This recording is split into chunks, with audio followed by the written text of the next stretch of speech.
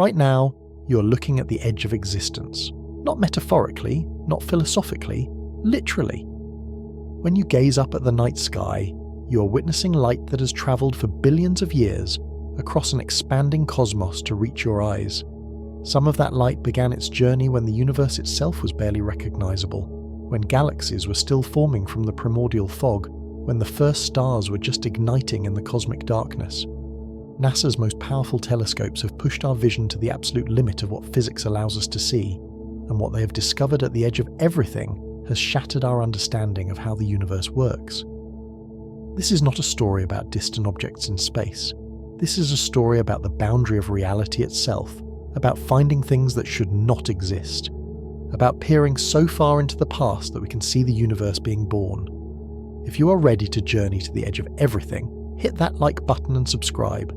What NASA saw out there will change how you think about existence. We begin? There is an edge to what we can see, not because our telescopes are not powerful enough, not because the universe stops at some cosmic wall, but because light itself has limits. The observable universe, the spherical bubble of space from which light has had time to reach us since the Big Bang, extends roughly 46 billion light-years in every direction. That number should sound wrong to you. How can we see objects 46 billion light-years away when the universe is only 13.8 billion years old? Light travels at a fixed speed. In 1 year, it covers about 5.8 trillion miles, a distance we call a light year. If the universe began 13.8 billion years ago, shouldn't the farthest thing we could possibly see be 13.8 billion light years away? The math seems straightforward. The reality is far stranger. To understand this cosmic puzzle, we need to think carefully about what distance means in an expanding universe. When we measure the distance to a nearby object, say the moon, we can simply bounce a laser beam off it and measure how long the light takes to return. The moon is about 1.3 light seconds away. Simple. But when we look at distant galaxies, the concept of distance becomes slippery.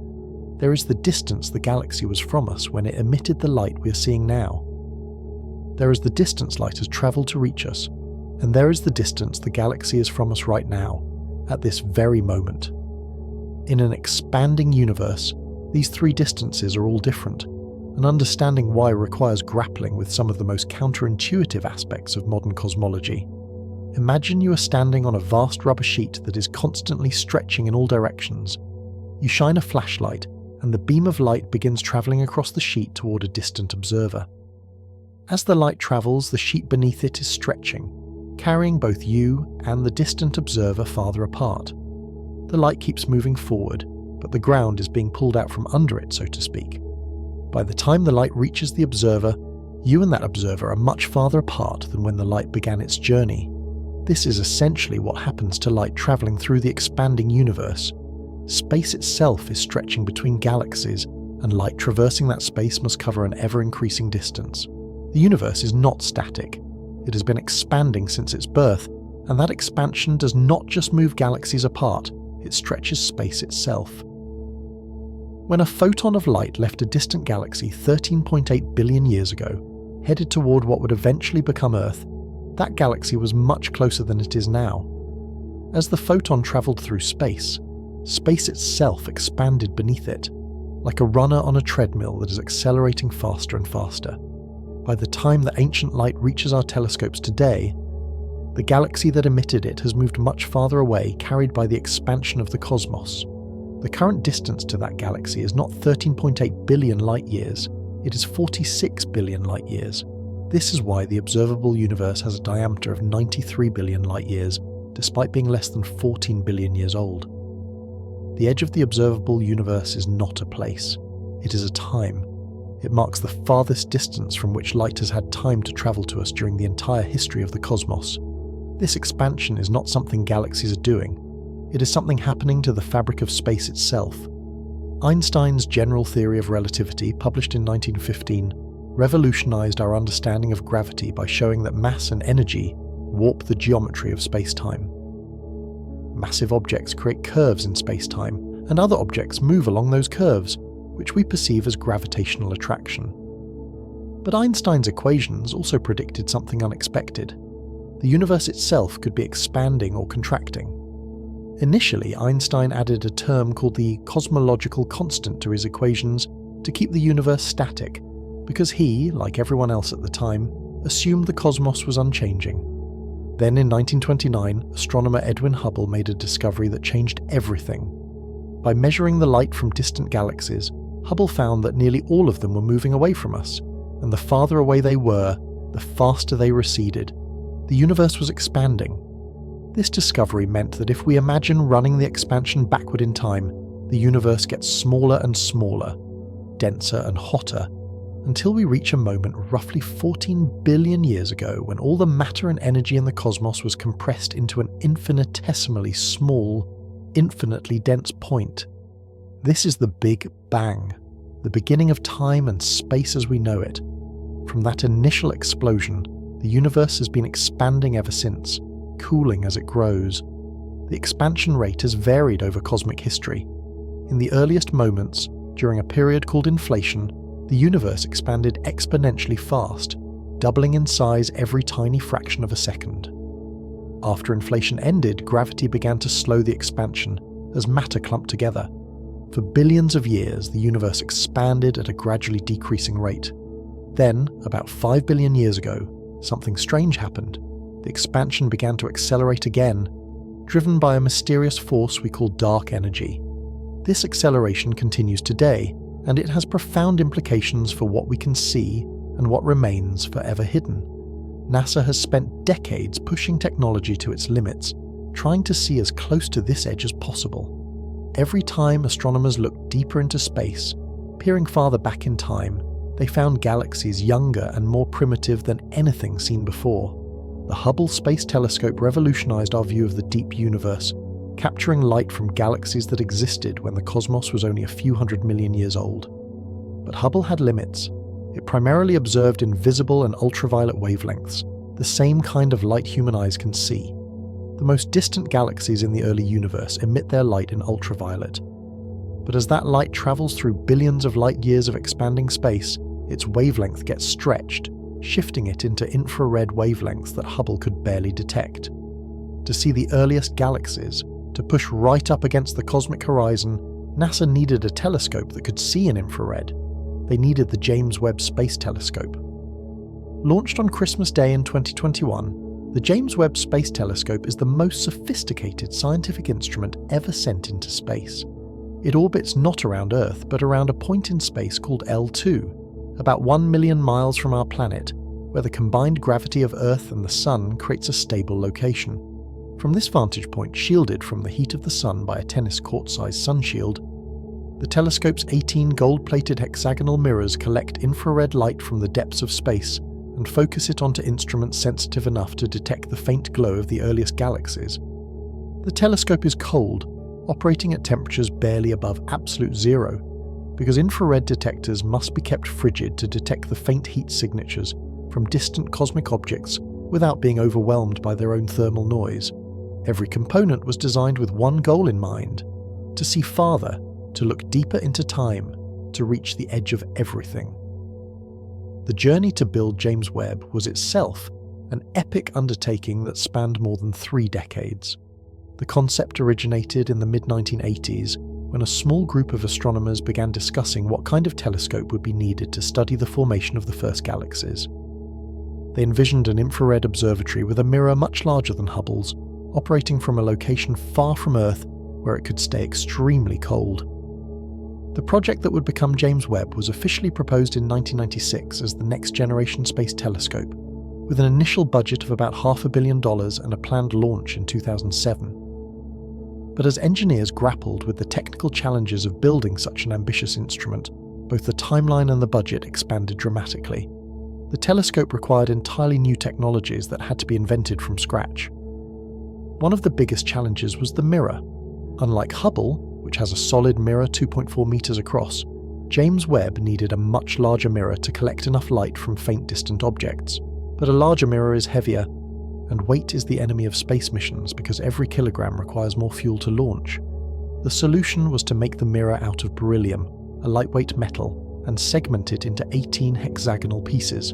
Each segment weighs only about 20 kilograms, light enough that the entire mirror assembly could be folded up to fit inside the rocket fairing for launch. Once in space, the segments unfold like the petals of a flower and align with nanometer precision to form a single optical surface 6.5 meters across. Coating each segment with gold, which reflects infrared light better than any other practical material, required depositing a layer just 1,000 atoms thick, so thin that all the gold on the entire mirror weighs only about 48 grams, roughly the weight of a golf ball. The sunshield presented another enormous challenge. To keep the telescope cold enough for infrared observations, the sunshield had to block heat from both the sun and Earth while remaining light enough to launch. Engineers designed a 5-layer structure made of capton, a thin plastic-like material coated with aluminum and silicon. Each layer is separated from the next by a gap that acts as insulation. Heat radiates from the hot outer layer to the next layer, then to the next, with the temperature dropping at each step. The sunshield is about the size of a tennis court when fully deployed, but it had to fold into a compact package for launch and then unfold flawlessly in space through a sequence of over 300 single-point failures, any one of which could have doomed the mission. The deployment process, which took nearly 2 weeks after launch, was one of the most nerve-wracking events in NASA's history. When the final layer unfurled successfully and the temperature on the cold side began dropping toward its operational range, engineers breathed a collective sigh of relief. When the first images from the James Webb Space Telescope were released in July 2022, they revealed a universe more populated with early galaxies than anyone had predicted. What scientists expected to be a relatively empty early cosmos turned out to be teeming with galaxies, many of them appearing more mature, more structured, and more massive than theoretical models suggested was possible. Among these discoveries were galaxies so distant that their light began travelling toward us when the universe was only 300 million years old. Then 290 million years, then 280 million years. Each new discovery pushed the boundary closer to the Big Bang itself, revealing cosmic structures forming at a time when the universe should have been too young, too hot, too chaotic for such organised systems to exist. These galaxies are not just at the edge of space, they are at the edge of time, existing in an era when the universe was barely 3% of its current age. What NASA saw in these ancient galaxies has astronomers questioning fundamental assumptions about how the cosmos evolved. The edge of the observable universe is marked by something called the particle horizon. This is the maximum distance from which light could have travelled to reach us during the entire age of the universe. Beyond this horizon lies more universe, almost certainly, perhaps infinitely more, but we can never see it because light from those regions has not had enough time to cross the intervening space. The particle horizon is constantly expanding. Every second, light from slightly more distant regions reaches us for the first time, pushing our view of the cosmos a little farther. But we're also losing ground. The universe's expansion is accelerating, driven by a mysterious force called dark energy. Galaxies beyond a certain distance are receding from us faster than light can close the gap. There is a future visibility limit, a maximum distance we will ever be able to observe even if we wait trillions of years. That limit is about 61 billion light-years, roughly 33% farther than we can currently see. Beyond that boundary, galaxies are accelerating away so fast that their light will never reach us, no matter how long we wait. Standing at this cosmic edge, looking back across 13.8 billion years of history, NASA's telescopes have captured images of a universe that is alien, violent, and utterly different from the calm expanse of space we see in the modern cosmos. The edge of everything is not empty. It is filled with mysteries. Before galaxies, before stars, before even atoms could exist, the universe was a dense, hot fog of subatomic particles and photons. For the first 380,000 years after the Big Bang, space was filled with a plasma so hot and dense that light could not travel freely. Photons would scatter off free electrons almost immediately, trapped in an endless dance of absorption and emission, unable to escape more than a tiny fraction of an inch before being deflected again. The early universe was opaque, glowing like the interior of a star, but completely impenetrable to observation. This was the cosmic dark age, a period we can never see directly because the universe itself blocked our view. Then, about 380,000 years after the Big Bang, something changed. the expanding universe had cooled enough that protons and electrons could combine to form neutral hydrogen atoms. This event, called recombination, fundamentally altered the nature of space. Neutral hydrogen atoms do not scatter light the way free electrons do. Almost instantly, on cosmic timescales, the fog cleared. Photons that had been trapped since the universe's birth were suddenly free to travel through space unimpeded. That moment, that instant of clearing, created the oldest light we can see. The cosmic microwave background radiation is the afterglow of this moment. It is the light from recombination itself, stretched by billions of years of cosmic expansion from visible wavelengths into microwaves. This radiation fills the entire universe, coming from every direction in the sky with almost perfect uniformity. Its temperature is 2.725 degrees above absolute zero, a frigid remnant of the inferno that once filled all of space. The cosmic microwave background is not just the oldest light in the universe, it is the most distant thing we can observe. When we detect this radiation, we are seeing the surface of last scattering, the moment when photons last interacted with matter before embarking on their 13.8 billion year journey to our detectors. This surface represents the edge of the observable universe in time. Beyond it lies the cosmic dark age, forever hidden from view. The distance to this surface is approximately 46 billion light-years due to cosmic expansion, marking the absolute limit of how far we can see. The discovery of the cosmic microwave background was accidental. In 1964, two radio astronomers, Arno Penzias and Robert Wilson, were testing a sensitive horn antenna at Bell Telephone Laboratories in New Jersey. They detected a persistent background noise that seemed to come from every direction in the sky, day and night, throughout the year. No matter how carefully they calibrated their equipment or cleaned pigeon droppings from the antenna, the signal remained. Meanwhile, just a few miles away at Princeton University, physicist Robert Dicke and his team had independently predicted that if the universe began in a hot Big Bang, there should be relic radiation left over from the early universe, cooled by expansion to microwave frequencies. When Dicke learned of Penzias and Wilson's mysterious signal, he immediately recognized what they had found. The cosmic microwave background was the first direct evidence that the Big Bang theory was correct. Penzias and Wilson would later receive the Nobel Prize for their discovery, though they had not been looking for it. NASA launched its first dedicated mission to study the cosmic microwave background in 1989. The Cosmic Background Explorer satellite, known as COBE, was designed to measure the spectrum and temperature variations of this ancient radiation with unprecedented precision. One of COBE's key findings was that the cosmic microwave background has a perfect blackbody spectrum, exactly matching the prediction for thermal radiation from a hot, dense plasma that has been cooled by cosmic expansion. The match between theory and observation was so precise that the data points lay exactly on the theoretical curve, a triumph for Big Bang cosmology. But COBE's most important discovery came from mapping tiny temperature variations across the sky. The cosmic microwave background is not perfectly uniform. It has fluctuations, regions that are slightly hotter or colder than the average by about 1 part in 100,000. These tiny ripples are the seeds of all cosmic structure. Regions that were slightly denser became the birthplaces of galaxies and galaxy clusters. Regions that were slightly less dense became cosmic voids. The pattern of these fluctuations encodes information about the early universe's composition, geometry, and evolution.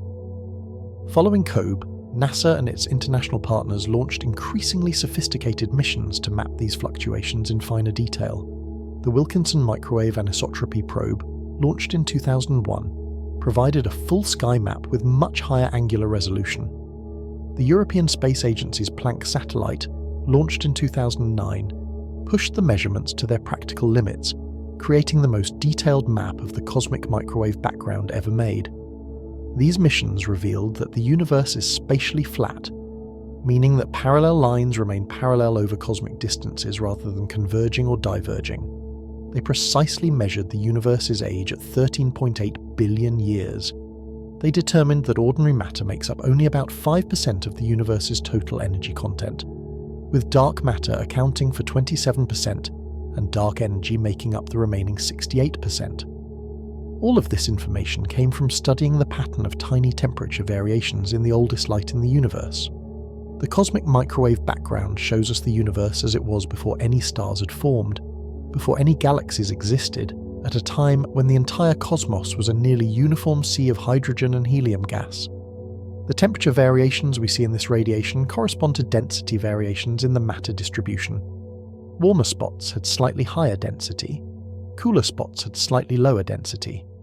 Over hundreds of millions of years, gravity amplified these differences, pulling matter from less dense regions into denser ones, eventually creating the first stars and galaxies. When NASA's James Webb Space Telescope looks for the earliest galaxies at the edge of the observable universe, it is searching for the moment when those initial density fluctuations, visible in the cosmic microwave background, first collapsed under their own gravity to form luminous objects.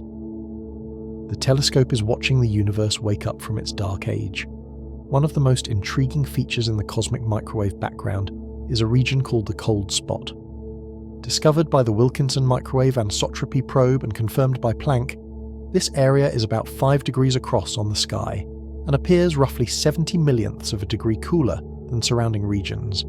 It is larger and colder than typical fluctuations expected from random variations in the early universe. One explanation is that the cold spot results from light passing through an enormous supervoid, a vast underdense region of space containing far fewer galaxies than average.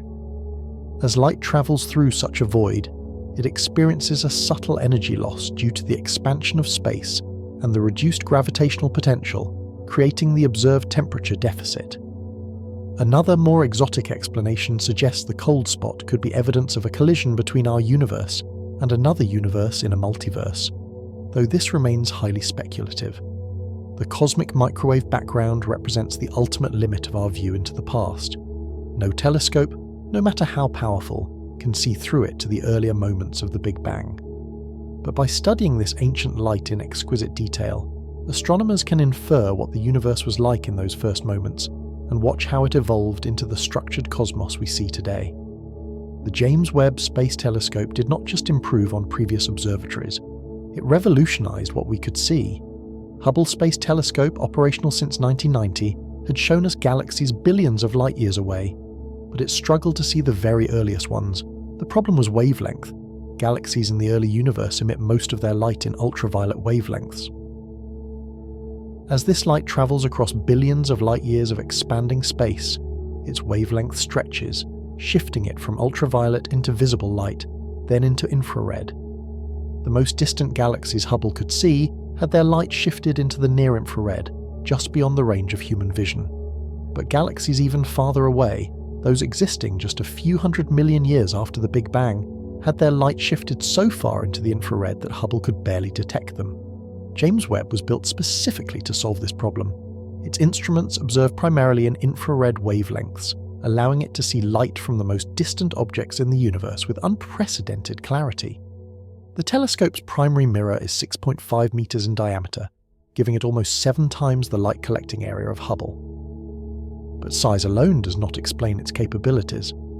The mirror is made of 18 hexagonal segments, coated with a microscopically thin layer of gold, chosen because gold reflects infrared light extremely well.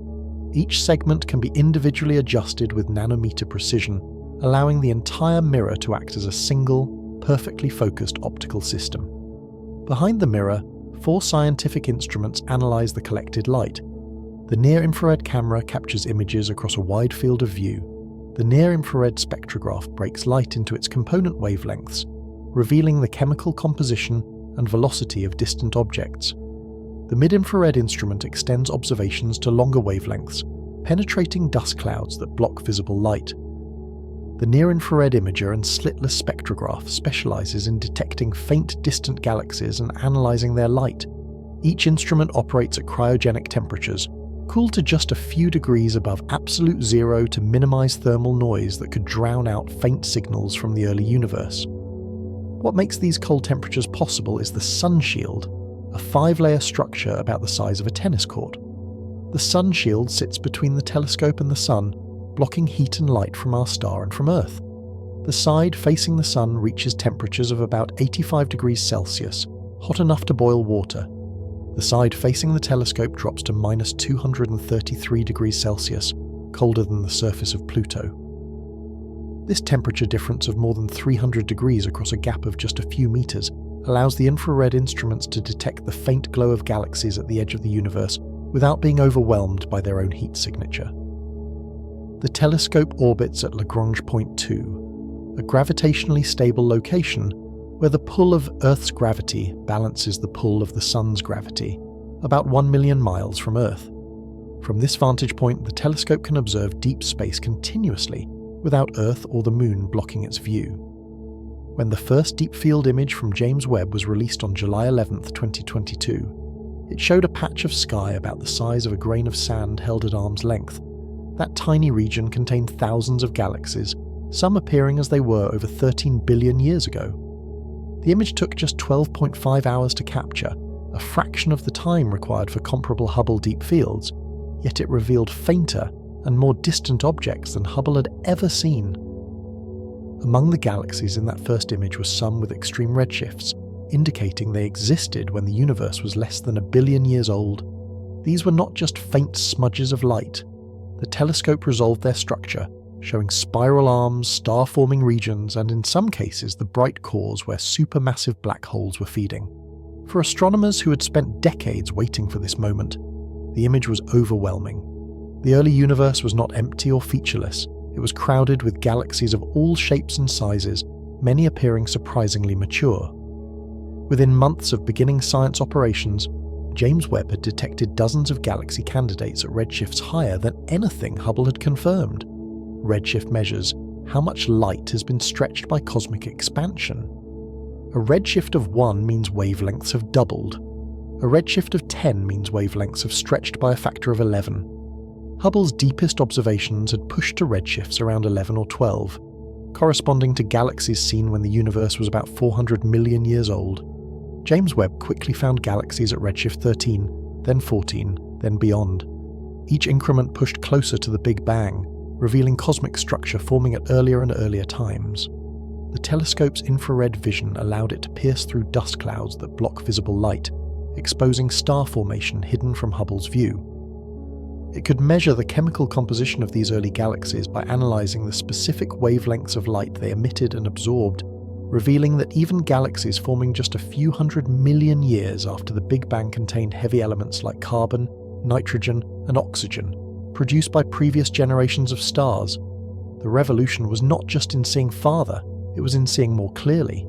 James Webb could take spectra of individual galaxies at high redshift, breaking their light into component wavelengths to measure precise distances and chemical abundances. Previous telescopes could estimate distances based on how galaxies appeared in different filters, but these photometric estimates had large uncertainties. Spectroscopy provided definitive measurements. When astronomers took a spectrum of a distant galaxy candidate and saw specific emission lines at wavelengths consistent with a redshift of 14, they knew with certainty that they were looking at a galaxy from just 290 million years after the Big Bang. The spectra also revealed surprising features.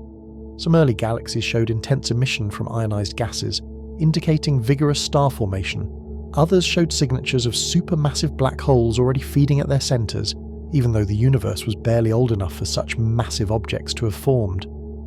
These observations challenged theoretical models that predicted a more gradual build-up of cosmic structure. Perhaps most importantly, James Webb allowed astronomers to study the era of reionization, the period when the first stars and galaxies cleared the fog of neutral hydrogen that filled space. After recombination, the universe entered a dark age, filled with neutral hydrogen gas that absorbed ultraviolet light. The first stars produced intense ultraviolet radiation that ionized the surrounding hydrogen, creating bubbles of transparent space. As more stars formed, these bubbles grew and merged until the entire universe became ionized again. This process took hundreds of millions of years.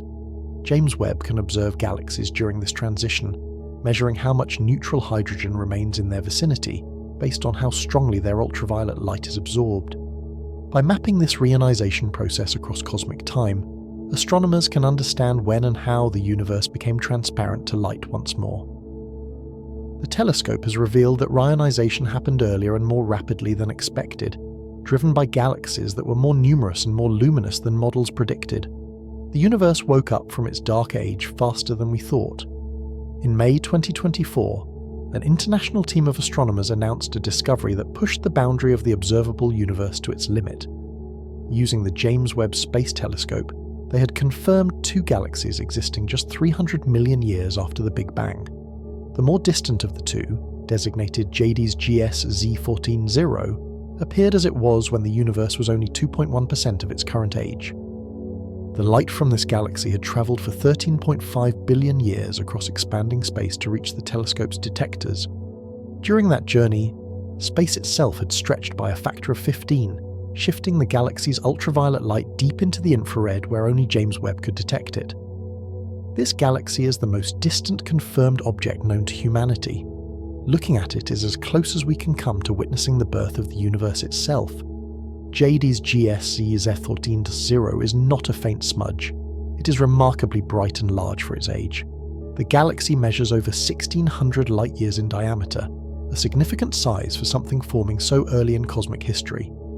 Its brightness suggests it contains hundreds of millions of stars, all formed within the first few 100 million years after the Big Bang. The spectrum of the galaxy shows strong emission lines from ionized gas, indicating vigorous star formation. Heavy elements like oxygen and neon are present, evidence that multiple generations of stars have already lived and died, enriching the interstellar gas with the products of stellar nucleosynthesis. This was unexpected. Theoretical models predicted that galaxies this early should be small, dim, and chemically pristine, containing mostly hydrogen and helium left over from the Big Bang. Instead, JD's Z14-0 appears mature, structured, and enriched with heavy elements. Something allowed galaxies to grow fast and efficiently in the early universe, faster than our model suggested was possible. The chemical enrichment visible in this galaxy tells a story of stellar evolution, compressed into an impossibly short time frame. When the universe emerged from the Big Bang, it contained only the lightest elements: hydrogen, helium, and trace amounts of lithium. Every other element on the periodic table, from carbon to iron to gold, had to be forged inside stars through nuclear fusion. In the cores of stars, hydrogen fuses into helium, releasing energy that makes stars shine. More massive stars can fuse helium into carbon and oxygen, and the most massive stars continue the process, building up heavier and heavier elements until they reach iron. When these massive stars exhaust their fuel, they explode as supernovae, scattering these newly created elements into space. Subsequent generations of stars form from gas enriched with these heavy elements, incorporating them into their own composition and producing even more when they die.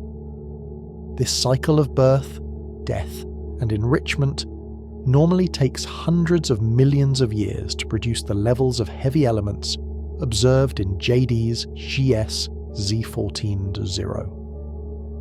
Yet this galaxy displays significant oxygen enrichment when the universe was barely 300 million years old. This means the first generation of stars must have formed, lived out their entire lives, and exploded as supernovae in just a few tens of millions of years. Then a second generation formed from the enriched gas, and possibly even a third generation. The timescale is staggeringly short, compressed by the extreme conditions of the early universe where gas was denser, and star formation more vigorous than anything we see in modern galaxies. These ancient galaxies were cosmic furnaces, converting gas into stars and stars into heavy elements at rates that seem almost impossible. The Discovery team spent months confirming the galaxy's distance. They first spotted it in deep images taken with the near-infrared camera, where it appeared as a faint red point. By measuring its brightness in different infrared filters, they estimated a photometric redshift of around 14. But photometric estimates can be uncertain, affected by assumptions about the galaxy's stellar population and dust content. To confirm the distance, they needed a spectrum. In January 2024, the telescope's near-infrared spectrograph observed JD's GS Z14-0 for nearly 10 hours, collecting enough light to reveal spectral features. The spectrum showed emission lines from highly ionized atoms, including nitrogen and oxygen, at wavelengths consistent with a redshift of 14.32. This confirmed the galaxy existed just 290 million years after the Big Bang. The measurement was unambiguous. This galaxy held the record as the most distant ever confirmed. But the record did not stand for long. In May 2025, another team announced the discovery of an even more distant galaxy. Dubbed MOM Z14, short for the mother of all early galaxies, this object appeared as it was just 280 million years after the Big Bang. The galaxy is about 50 times smaller than the Milky Way, but for its age, it is enormous. Its spectrum shows emission lines from carbon and nitrogen, indicating that heavy elements were already present in significant quantities. The team called this discovery a cosmic miracle. According to pre-James Webb models, galaxies this early should be exceedingly rare, possibly non-existent. Yet here was another one, pushing even closer to the Big Bang. The universe was assembling galaxies at an age when it should have been too young, too disorganized, too chaotic for such structures to form. These discoveries are part of a broader pattern. James Webb has found over 100 galaxies existing within the first 650 million years after the Big Bang. Many of them are brighter and more massive than expected. Some appear to be forming stars at prodigious rates, converting gas into stars hundreds of times faster than the Milky Way does today. Others show compact, dense structures more typical of mature galaxies than of young systems still assembling. The abundance of these early galaxies is the biggest surprise. Before James Webb launched, astronomers estimated that a deep field image of this size might contain a handful of galaxies at redshift above 10. Instead, there are dozens. The early universe was not an empty place slowly filling with the first dim galaxies. It was already bustling with cosmic activity, filled with star-forming systems producing light and heavy elements at a furious pace. Understanding how these galaxies formed so quickly requires revisiting the process of structure formation. In the moments after the Big Bang, quantum fluctuations during the inflationary period created tiny variations in the density of matter. Some regions were slightly denser than average, others were slightly less dense. Over time, gravity amplified these differences. Denser regions pulled in more matter, becoming even denser, while less dense regions lost matter to their surroundings. By the time of recombination, 380,000 years after the Big Bang, these density variations had grown into the pattern we see in the cosmic microwave background. Over the next few 100 million years, the densest regions collapsed under their own gravity, forming halos of dark matter that attracted hydrogen and helium gas. When enough gas accumulated, it compressed and heated until nuclear fusion ignited, creating the first stars. These stars clustered together into the first galaxies. This process takes time. Gas has to fall into dark matter halos. It has to cool and condense. Stars have to form, live out their lives, and produce heavy elements that enrich the surrounding gas. Subsequent generations of stars incorporate these heavy elements, gradually building up the chemical complexity we see in modern galaxies. Theoretical models predicted this process would require at least several 100 million years to produce galaxies as large and as enriched as those James Webb has discovered. Yet, here they are, fully formed just 280 to 300 million years after the Big Bang. Either our models underestimate how efficiently galaxies form, or something unusual was happening in the early universe to accelerate their growth. Possible explanations include an initial burst of star formation, more intense than we modelled, or a population of very massive stars that lived fast and died young, quickly enriching the interstellar medium with heavy elements. Another possibility is that dark matter behaves differently on small scales than our standard model assumes, allowing structures to collapse and form stars more rapidly. The study of these earliest galaxies is just beginning.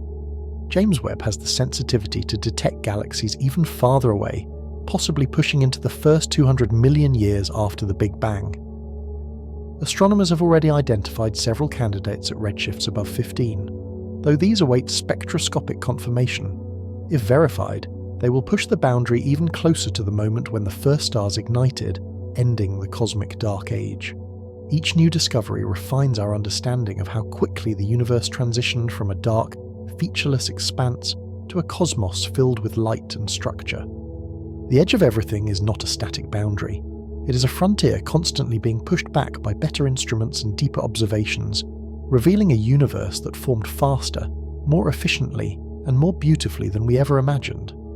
At the center of nearly every large galaxy in the modern universe sits a supermassive black hole, an object containing millions or even billions of times the mass of the Sun compressed into a region smaller than our solar system.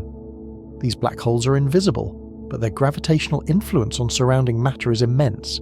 Gas and stars orbit them at tremendous speeds. When matter falls toward a supermassive black hole, it forms a swirling accretion disk that heats to millions of degrees, emitting intense radiation across the electromagnetic spectrum.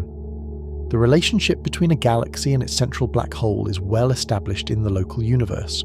The more massive the galaxy, the more massive its black hole. Typically, the black hole contains about 0.1% of the total stellar mass of the galaxy. This ratio holds across a wide range of galaxy types, from small ellipticals to giant spirals like the Milky Way. Astronomers interpret this correlation as evidence that galaxies and black holes grow together over cosmic time, each influencing the other's evolution. But when James Webb looked at galaxies in the early universe, it found black holes that break this rule completely. In November 2024, the telescope discovered a supermassive black hole inside a galaxy called Canucks LRDZ 8.6, existing just 570 million years after the Big Bang. The black hole is actively feeding, pulling in gas at a rapid rate and emitting powerful radiation as that gas heats up. Its mass is estimated at tens of millions of times the Sun, far more massive than it should be for such a young small galaxy. In the modern universe, a black hole of this mass would sit at the centre of a galaxy containing trillions of stars. But Canucks LRDZ 8.6 is tiny, with a stellar mass hundreds of times smaller than expected for a black hole of this size. The ratio of black hole mass to stellar mass is not 1 to 1,000. It is closer to 1 to 10 or even 1 to 1. The black hole is as massive as the entire galaxy's stellar population combined. This is not just unusual. It defies our understanding of how black holes and galaxies form. This galaxy is part of a class of objects James Webb has found in abundance, nicknamed little red dots. These objects appear small and extremely red in infrared images, indicating they are distant and heavily obscured by dust. When spectroscopy reveals their properties, many turn out to host supermassive black holes that are overmassive relative to their host galaxies. Little red dots are found at redshifts between 6 and 9, corresponding to the first billion years after the Big Bang. They're far more common than pre-James Webb models predicted. Before the telescope launched, astronomers expected that finding an actively feeding supermassive black hole in the early universe would be rare, requiring the observation of millions of galaxies to spot one. Instead, little red dots appear frequently, making up a significant fraction of the galaxies James Webb observes at these distances. Their abundance suggests that overmassive black holes were common in the early universe, not exceptional. The mystery is how these black holes formed so quickly. A supermassive black hole containing tens or hundreds of millions of solar masses cannot simply appear from nothing. It has to grow from something smaller. One possibility is that black holes started as stellar mass objects, remnants of the first generation of massive stars that exploded as supernovae. These seed black holes would then grow by accreting surrounding gas and by merging with other black holes. But this process has a speed limit. When a black hole feeds on gas, the gas heats up and emits radiation. That radiation pushes outward, creating a pressure that opposes the inward pull of gravity. There is a maximum rate at which a black hole can accrete matter without blowing away its own fuel supply. This is called the Eddington limit. A black hole growing at the Eddington limit can increase its mass by a factor of about 2.7 every 50 million years. Starting from a stellar mass black hole of 10 solar masses, growing continuously at the Eddington limit for 300 million years yields a black hole of only about 1,000 solar masses, far short of the millions of solar masses observed. Even if the black hole grew faster than the Eddington limit, sustaining such super Eddington accretion for hundreds of millions of years seems implausible. The Eddington limit is not an absolute barrier, however. It is a theoretical maximum based on the assumption that radiation pressure from the accreting material pushes outward uniformly in all directions. But if the accretion disk around the black hole is clumpy or asymmetric, radiation might escape preferentially in some directions while matter continues to fall in from others. This could allow brief periods of super Eddington growth. Additionally, if the black hole is surrounded by an extremely dense environment with a constant supply of gas, the infall might be so rapid that the gas does not have time to heat up and radiate efficiently before crossing the event horizon. In this case, the black hole could swallow matter faster than the Eddington limit suggests. Some theoretical models propose that black holes in the early universe experienced episodic bursts of super Eddington accretion, growing rapidly during brief periods when conditions were favourable, then entering quiescent phases when their surroundings were depleted of gas. Over hundreds of millions of years, these growth spurts could add up to significant mass gain. An alternative explanation is that black holes in the early universe started from much larger seeds. Instead of forming from individual stars, perhaps they formed directly from the collapse of massive gas clouds in the densest regions of the early universe. These direct collapse black holes could begin with masses of thousands, or even hundreds of thousands of solar masses, giving them a head start. From such a large initial mass, reaching millions of solar masses in a few 100 million years becomes feasible. Theoretical models of direct collapse require specific conditions. The gas cloud must be very massive, very dense, and crucially, it must remain cool enough to collapse without fragmenting into stars. Normally, hydrogen molecules in the gas cool it by radiating energy away, but this cooling allows the gas to fragment, forming stars instead of a single massive black hole. Direct collapse requires the gas to be hot enough that hydrogen molecules dissociate, preventing efficient cooling. This can happen in regions bathed in intense ultraviolet radiation from nearby star-forming galaxies, which heats and ionizes the gas. The direct collapse scenario is appealing because it naturally produces the large seed masses needed to explain supermassive black holes in the early universe. But it requires a delicate balance of conditions that may have been rare.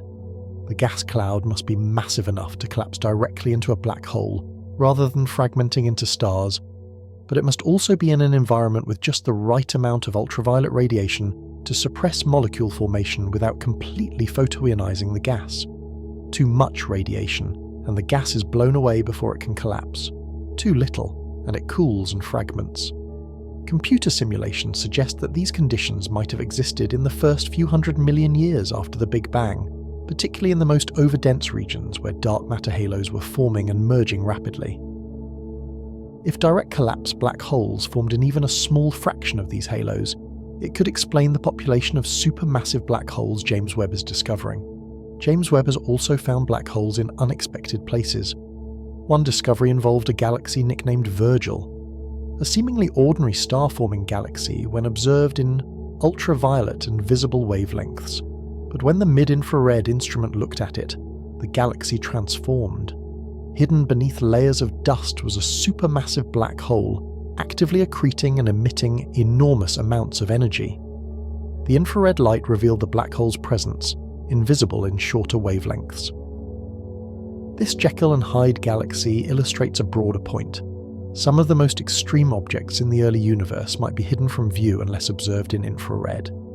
Dust absorbs ultraviolet and visible light, but re-emits that energy in infrared, making dusty galaxies appear faint or invisible to optical telescopes like Hubble, but bright to James Webb.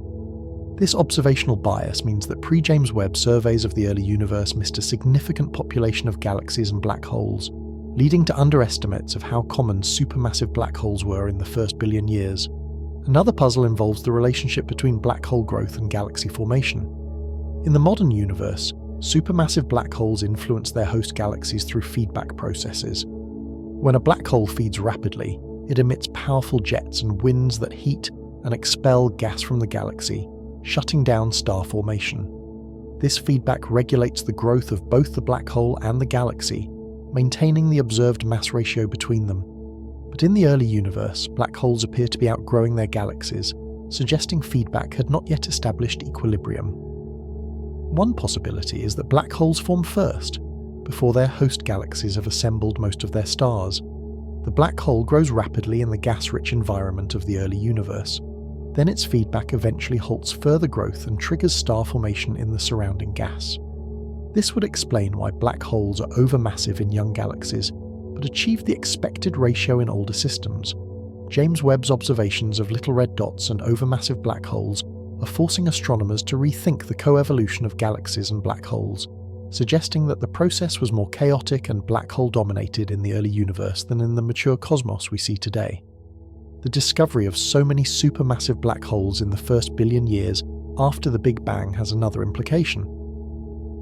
It connects to the population of quasars, the most luminous objects in the universe, powered by supermassive black holes feeding at prodigious rates.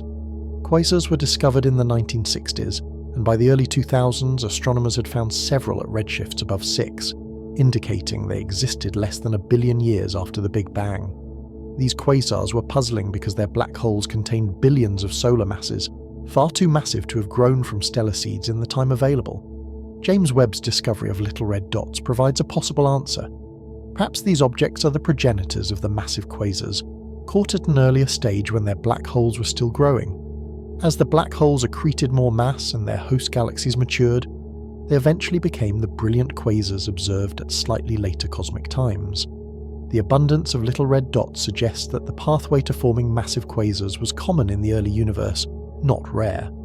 Understanding this connection will require continued observations, tracking how black holes and galaxies evolve across cosmic time, and identifying the physical processes that allowed some black holes to grow so massive so quickly. After recombination, the universe entered a period known as the Cosmic Dark Age. Neutral hydrogen filled all of space, and with no stars yet formed, there were no sources of light. This era lasted for tens of millions of years, perhaps as long as 100 million years, depending on when the first stars ignited.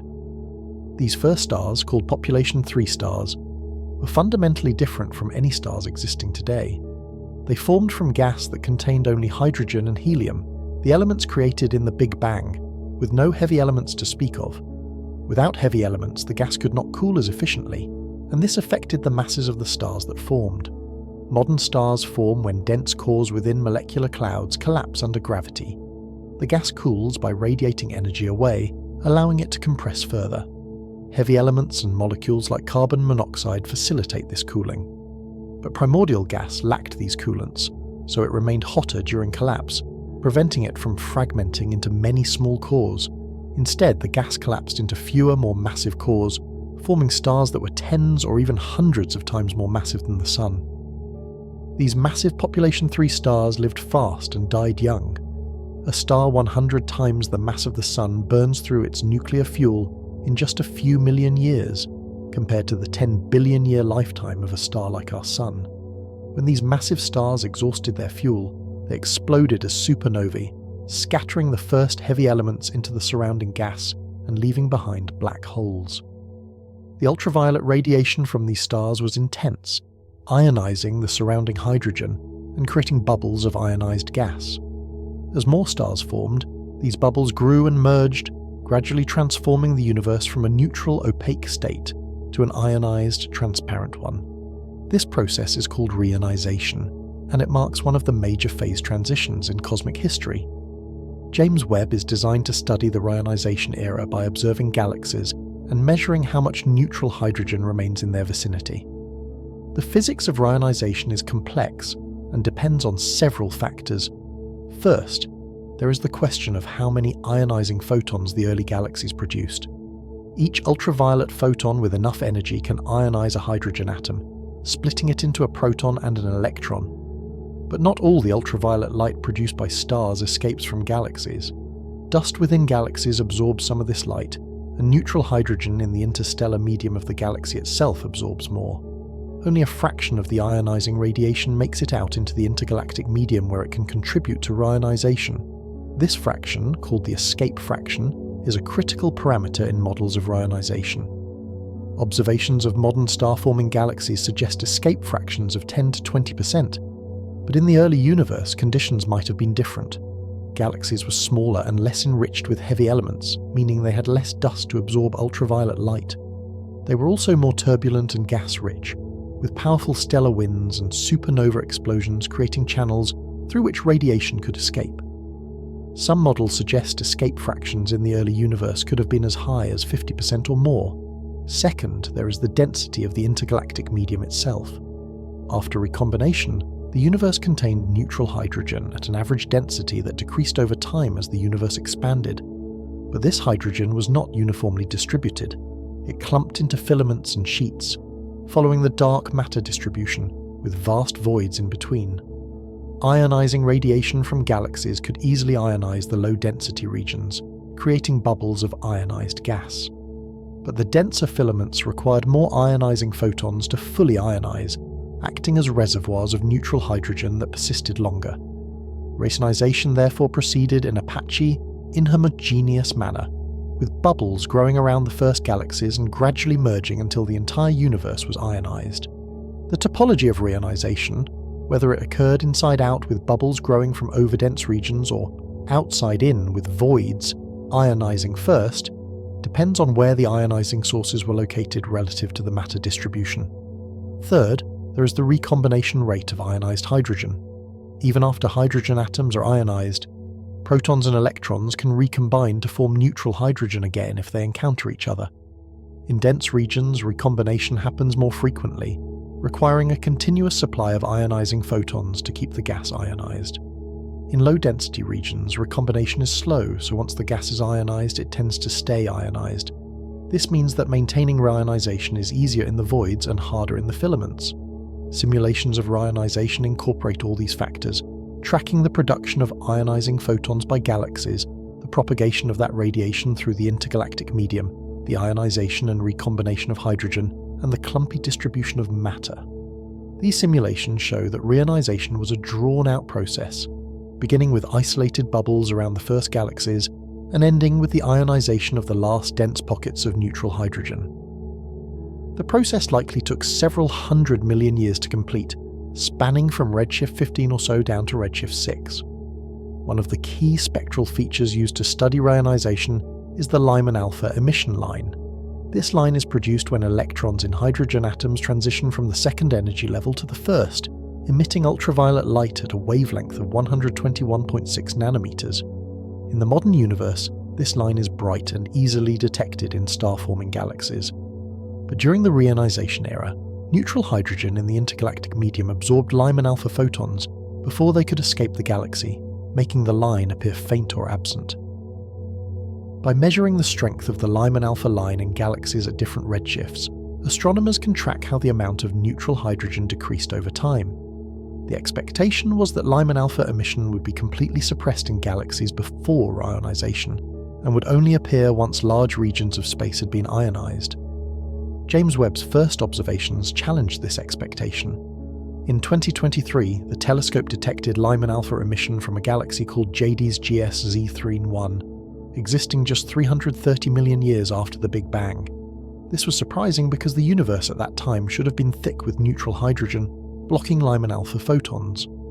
Yet here was a galaxy with bright Lyman alpha emission, suggesting the hydrogen around it had been ionized, creating a clear channel for the light to escape. The discovery indicates that reionization was not a smooth, gradual process affecting the entire universe uniformly. Instead, it proceeded in a patchy, irregular manner, with some regions ionizing earlier than others depending on the density of star-forming galaxies. The galaxy JD's GS Z31 appears to sit in a region where local ionization had already occurred, allowing its Lyman alpha light to shine through. This patchiness is predicted by models of reionization, and James Webb's observations confirm it. Another tool for studying the reionization era involves searching for evidence of the very first stars. Population 3 stars have never been directly observed, but their existence is strongly predicted by theory. Because they contained no heavy elements, their spectra should be distinct from those of later generations of stars. They should show strong hydrogen and helium lines, but no lines from carbon, oxygen, or other elements. James Webb has searched for these signatures in the most distant galaxies, looking for regions where star formation is occurring in pristine gas. In 2024, the telescope found evidence of a gas clump in the halo of galaxy GNZ11, one of the most distant galaxies known. The spectrum of this clump showed only hydrogen and helium, with no detectable heavy elements. The gas appears to be pristine material left over from the Big Bang, possibly in the process of collapsing to form population 3 stars. This is the closest astronomers have come to witnessing the formation of the first stars, though definitive confirmation requires further observations. The reionization process was driven not just by individual stars but by entire galaxies. Star-forming galaxies in the early universe emitted enormous amounts of ultraviolet radiation, sufficient to ionize hydrogen across vast regions of space.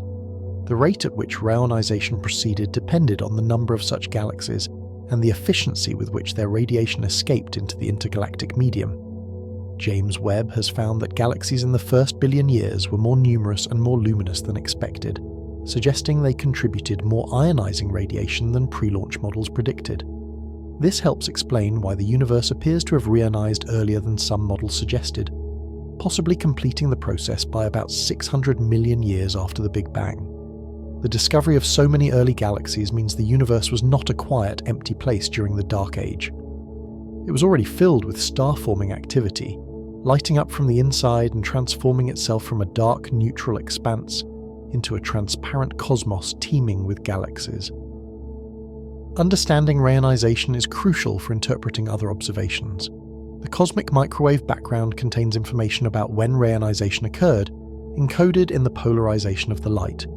Free electrons during reionization scattered some of the microwave photons, imprinting a polarization signal. Measurements of this signal from the Planck satellite indicate that reionization was largely complete by a redshift of about 8, corresponding to roughly 600 million years after the Big Bang. James Webb's direct observations of galaxies during this era provide a complementary view, allowing astronomers to identify which galaxies were responsible for reionization and how the process unfolded. Together, these observations paint a picture of a universe rapidly transitioning from darkness to light, driven by the first generations of stars and galaxies forming in the densest regions of space. The observable universe is not simply a sphere of space 13.8 billion light-years in radius. It is far larger, and understanding why requires grappling with the nature of cosmic expansion. When we say the universe is expanding, we do not mean that galaxies are flying apart through static space like shrapnel from an explosion. We mean that space itself is stretching, carrying galaxies along with it. Imagine dots painted on the surface of a balloon. As you inflate the balloon, the dots move apart, not because they are travelling across the surface, but because the surface itself is expanding beneath them. This is a two-dimensional analogy for what happens in three-dimensional space. Galaxies are not moving through space. Space is expanding between them. This expansion affects light in a fundamental way. When a photon travels through expanding space, its wavelength stretches along with the space it is traversing. This is the origin of cosmological redshift.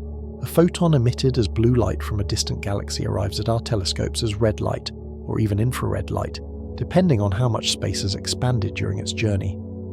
The amount of redshift tells us both the distance to the galaxy when the light was emitted and the galaxy's distance now. These two distances are not the same. Consider a galaxy that emitted light 13.8 billion years ago, shortly after the Big Bang. That light has taken 13.8 billion years to reach us, but during that time, space has continued to expand. The galaxy that was relatively close when the light was emitted is now much farther away, carried by the expansion of space. Calculations show that this galaxy is currently about 46 billion light-years from Earth.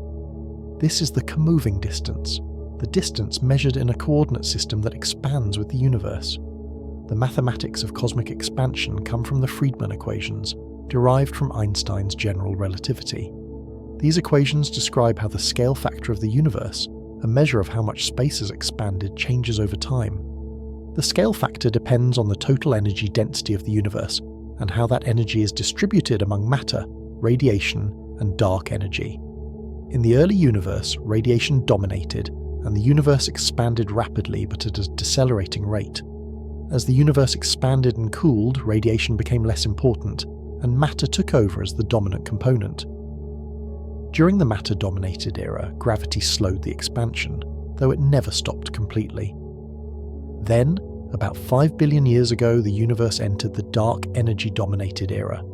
Dark energy, unlike matter and radiation, has a constant energy density even as space expands. This means that as the universe grows, the total amount of dark energy increases and its repulsive effect becomes stronger. The result is accelerating expansion. This acceleration has profound implications for the observable universe.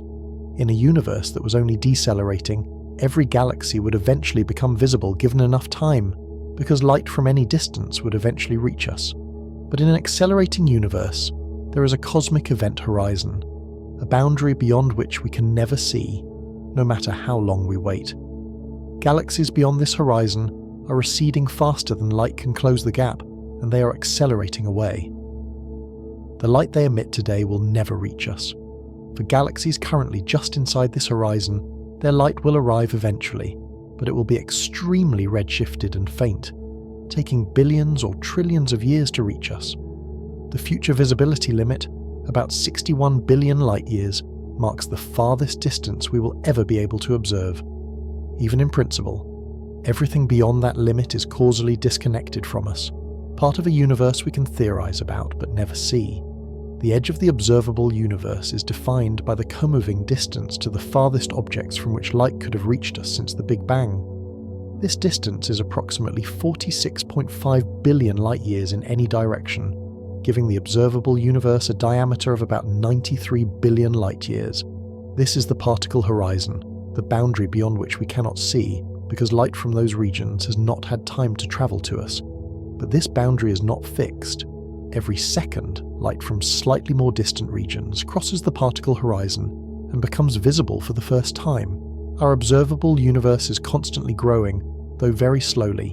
In 1 year, the radius of the observable universe increases by about 1 light-year, a minuscule fraction of its total size.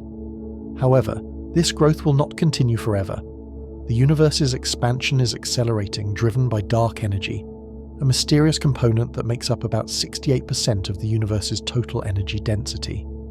Dark energy acts like a repulsive force, pushing space apart at an ever-increasing rate. This acceleration has profound implications for what we can see.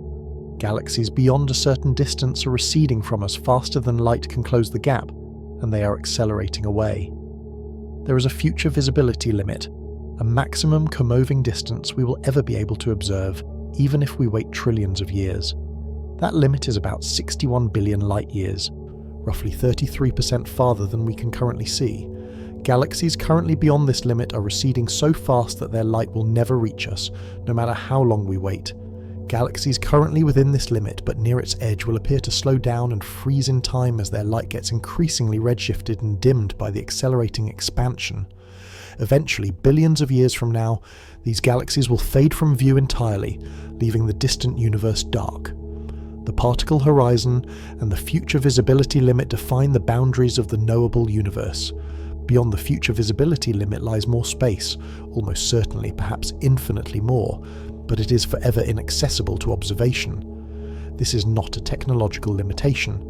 No telescope, no matter how advanced, can overcome the fundamental constraint imposed by the finite speed of light and the accelerating expansion of space. The observable universe is a cosmological horizon in the truest sense, a boundary beyond which information cannot reach us. What lies beyond this horizon remains one of the deepest mysteries in cosmology. The universe could be infinite, extending forever in all directions, or it could be finite but unbounded, wrapping back on itself like the surface of a sphere. We cannot answer this question by observation alone because we can only see the observable part. If the universe is infinite, then the observable universe represents an infinitesimally small fraction of the total. Beyond our horizon are infinite copies of every possible arrangement of matter, including infinite copies of ourselves. Living out every conceivable variation of history, this is a consequence of quantum mechanics and the statistical properties of an infinite space. If the universe is finite but unbounded, then it might be smaller than the observable universe, meaning that looking far enough in one direction, we would see the same structures repeated, like images in a hall of mirrors. Astronomers have searched for such repeating patterns in the cosmic microwave background and the distribution of galaxies, but have found no evidence. The observable universe appears to be large enough that it does not wrap back on itself, at least not within the volume we can see. Another possibility is that our universe is just one among many in a multiverse. In some versions of inflationary theory, the rapid expansion that drove the early universe did not happen uniformly. Different regions inflated by different amounts, and some regions stopped inflating while others continued. Each region that stopped inflating became a separate universe, a bubble with its own physical laws and constants. These bubble universes are causally disconnected from one another, separated by eternally inflating space. If this picture is correct, then the observable universe is just our local bubble, and there are countless other bubbles beyond our horizon, each with a different history and potentially different laws of physics. This is highly speculative, and there is currently no way to test the multiverse hypothesis observationally. Though some physicists argue that certain features of the cosmic microwave background might preserve faint imprints of collisions between our universe and neighbouring bubbles. The size of the observable universe has another implication. It determines the total amount of matter and energy we can interact with. Astronomers estimate that the observable universe contains about 2 trillion galaxies, each containing billions or trillions of stars, along with vast amounts of dark matter, dark energy, and intergalactic gas. The total mass of ordinary matter in the observable universe is about 1.5 times 10 to the 53rd kilograms. This is a staggering number, but it is finite. If the universe is infinite, then the total amount of matter is infinite, and the observable universe is just a finite sample of an infinite whole.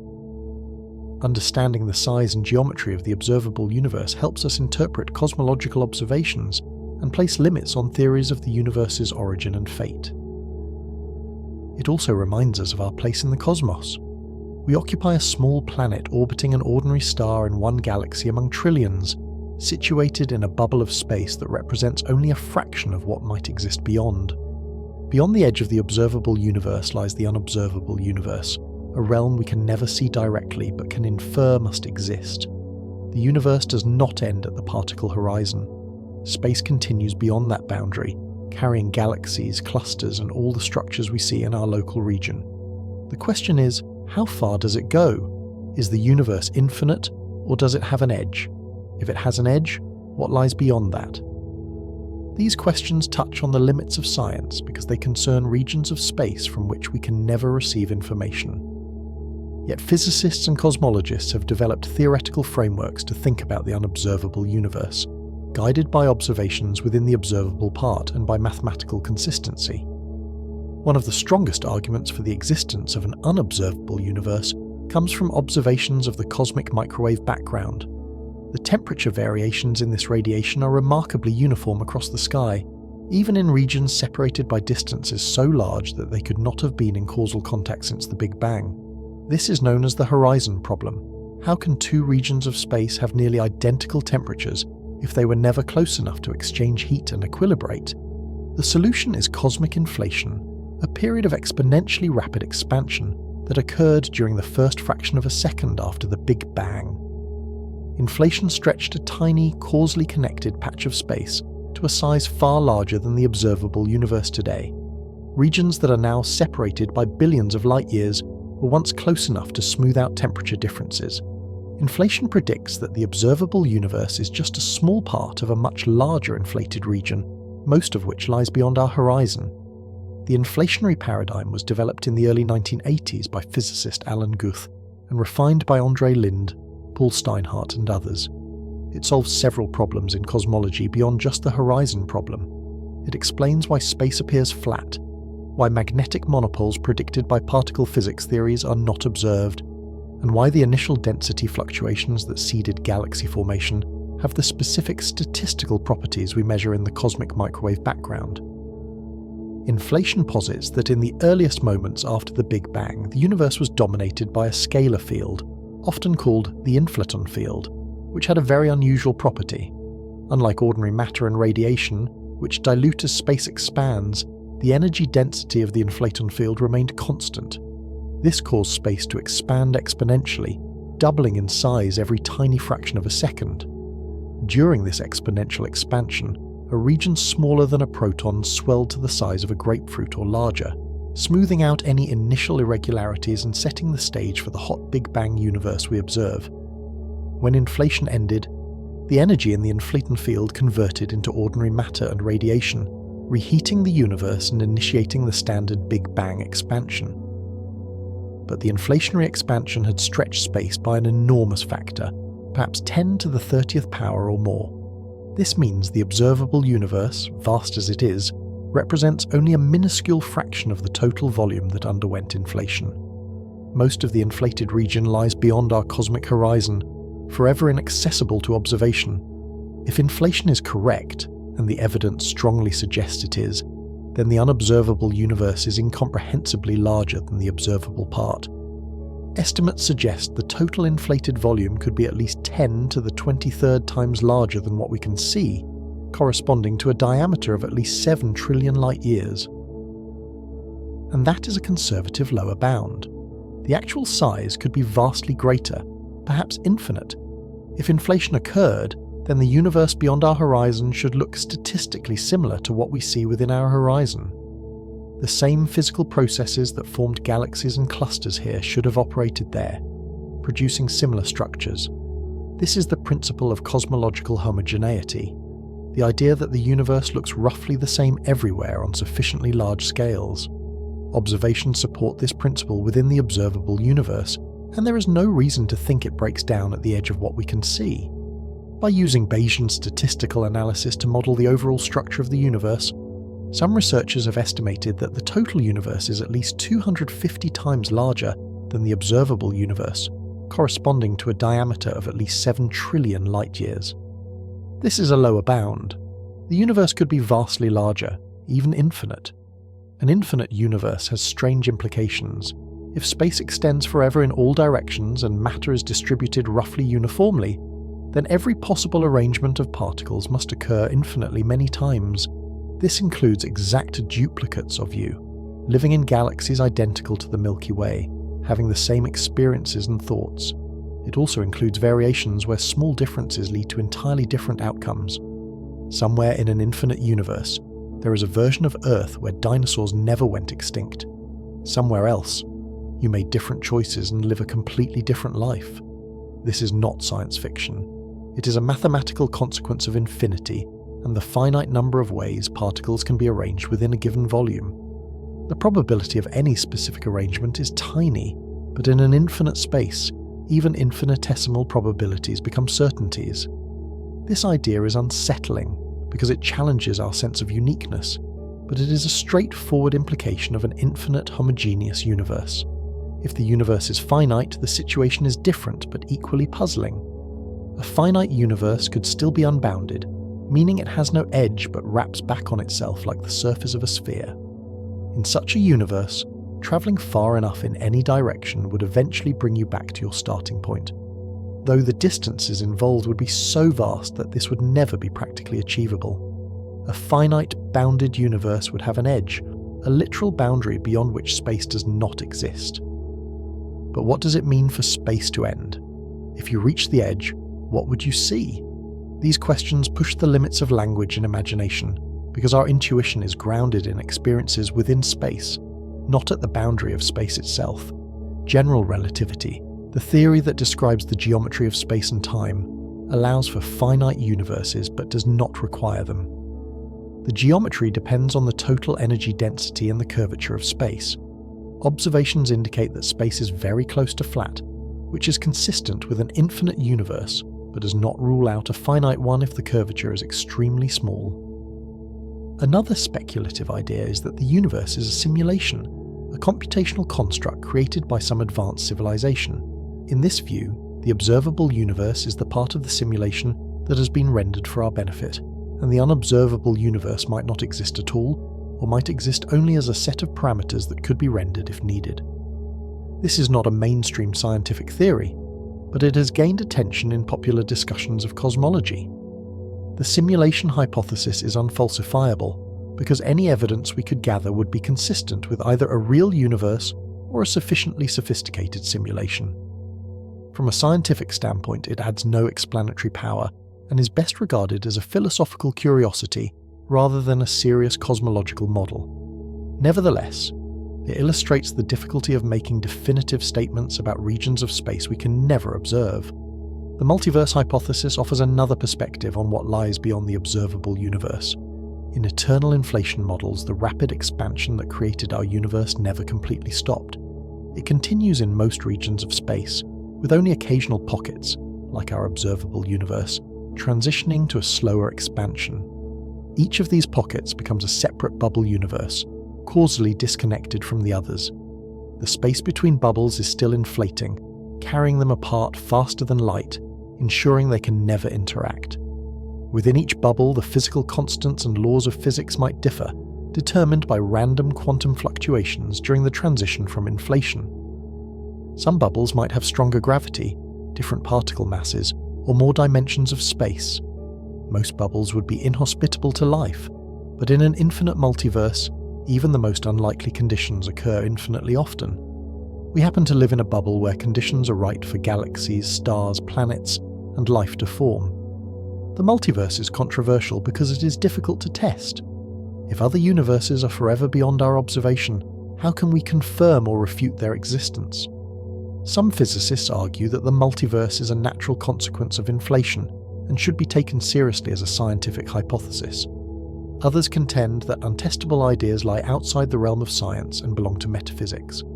The debate continues, but what is clear is that the observable universe, vast as it is, represents only a fraction of what might exist. Whether the total reality is an infinite expanse of space, a finite but unbounded cosmos, a multiverse of bubble universes, or something stranger still, the edge of the observable universe is not the edge of existence. It is merely the edge of what we can see. The structure of the universe at the largest scales is not random. Galaxies are not scattered uniformly through space, but are organized into a vast network of filaments, sheets, and voids known as the cosmic web. This structure formed over billions of years, driven by gravity acting on the initial density fluctuations imprinted during the inflationary period. In regions that were slightly denser, gravity pulled in more matter, making them denser still, while regions that were slightly less dense lost matter to their surroundings and became emptier. Over time, this process created a foam-like structure where most of the matter lies in thin filaments and walls surrounding enormous voids. The cosmic web is the largest known structure in the universe, extending across hundreds of millions of light-years. James Webb's observations of the early universe reveal that this web began forming much earlier than expected, with galaxies already clustering into filaments and nodes within the first billion years after the Big Bang. The formation of the cosmic web can be understood through gravitational instability theory, first developed by the British physicist James Jeans in the early 20th century. Jeans showed that in a uniform medium, small density perturbations will either grow or oscillate depending on their size. Perturbations larger than a critical scale, called the Jeans length, will collapse under their own gravity, growing denser over time. Smaller perturbations are supported by pressure and oscillate as sound waves rather than collapsing. In the early universe, the Jeans length was very small because the universe was hot and pressure was high. But after recombination, when the universe cooled and atoms formed, pressure support weakened dramatically. Suddenly, perturbations on much larger scales could begin to collapse. This initiated the process of structure formation that would eventually create galaxies and the cosmic web. But there was a complication. Ordinary matter, the protons and electrons that make up atoms, interacted with radiation before recombination. This interaction prevented ordinary matter from clumping efficiently, because radiation pressure opposed gravitational collapse. Dark matter, on the other hand, does not interact with radiation. It responds only to gravity. This meant that dark matter could begin forming structures earlier than ordinary matter. During the radiation-dominated era before recombination, dark matter perturbations were already growing, seeded by the same quantum fluctuations from inflation that created the density variations we see in the cosmic microwave background. By the time of recombination, dark matter had formed halos, gravitational potential wells where ordinary matter could collect once it decoupled from radiation. These dark matter halos became the scaffolding for galaxy formation. Ordinary matter flowed into the halos, compressed and heated until stars began to form, creating the visible galaxies we observe today. The hierarchical nature of structure formation means that small dark matter halos formed first, then merged to create larger halos, which merged to create even larger ones. Simulations of this process, running on some of the world's most powerful supercomputers, show that dark matter organizes into a web-like structure. Halos form at the intersections of filaments, where matter flows together from multiple directions. The filaments themselves are regions where matter has collapsed in 2 dimensions, but continues to flow along the 3rd dimension, channeling material toward the nodes. Voids are regions where initial underdensities have grown, expelling matter toward the surrounding filaments. The result is a cosmic web that spans the entire universe, with most of the volume occupied by voids and most of the mass concentrated in filaments and nodes. Galaxies trace this dark matter structure, forming where ordinary matter accumulates in the deepest potential wells. One of the most striking features of the cosmic web is its hierarchical nature. Small structures merge to form larger ones, which in turn merge to form even larger structures. Galaxies cluster into groups, groups cluster into clusters, clusters cluster into superclusters, and superclusters are threaded together by filaments. This hierarchy arises naturally from gravitational collapse.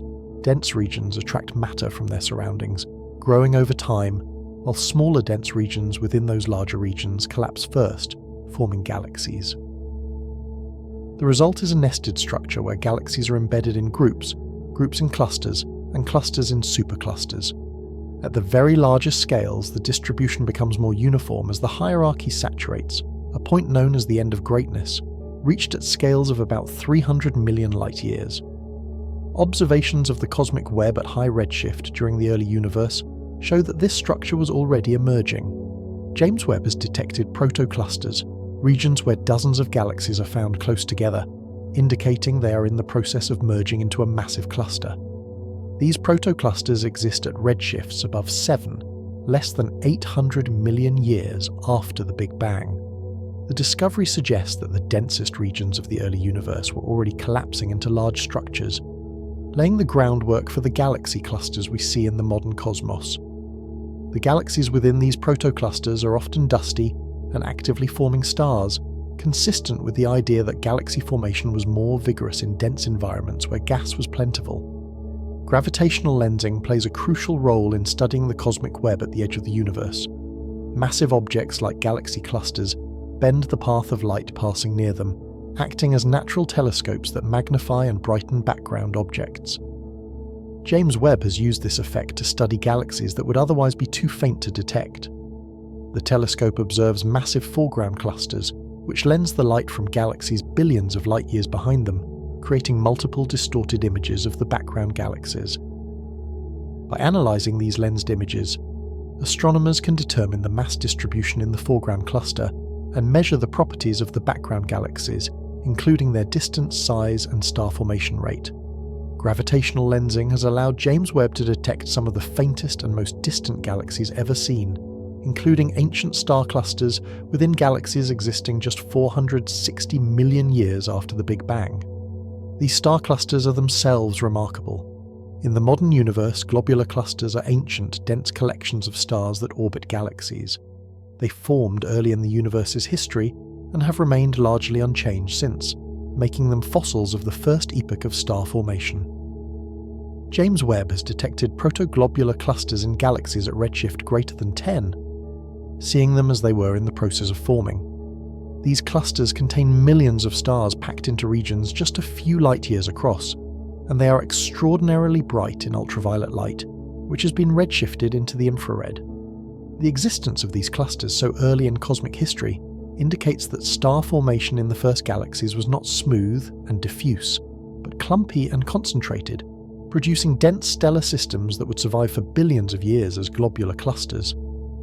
The cosmic web's filaments are traced by galaxies, but most of the mass in these filaments is dark matter, an invisible substance that interacts only through gravity. Dark matter makes up about 85% of all matter in the universe, and its gravitational pull is what shapes the cosmic web. Ordinary matter, the atoms that make up stars and planets, follows the dark matter, collapsing into the potential wells created by dark matter halos. Simulations of cosmic structure formation show that dark matter forms a web of filaments connecting massive halos, with galaxies forming where ordinary matter accumulates in these halos.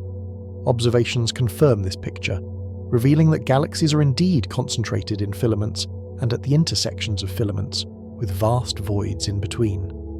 The distribution of galaxies in the early universe, as seen by James Webb, matches the predictions of these simulations, indicating that dark matter dominated the formation of structure from the earliest times. The voids in the cosmic web are not completely empty. They contain a few isolated galaxies and large amounts of diffuse gas, but their density is much lower than the cosmic average. Voids occupy about 90% of the volume of space, yet contain only a small fraction of the total mass. Understanding voids is important because they influence the large-scale dynamics of the universe. The low density in voids means there is less gravitational pull to slow the expansion of space, allowing voids to expand faster than the cosmic average. This differential expansion affects measurements of cosmic distances and the expansion rate, contributing to ongoing debates about the Hubble constant. James Webb's observations of galaxies in and around voids help astronomers map the three-dimensional structure of the cosmic web and test models of how voids form and evolve. The cosmic web is also a pathway for matter to flow through the universe. Gas in the intergalactic medium follows the filaments, channeling material from voids into the denser regions where galaxies form. This flow is called cosmic accretion, and it is a major source of fuel for galaxy growth.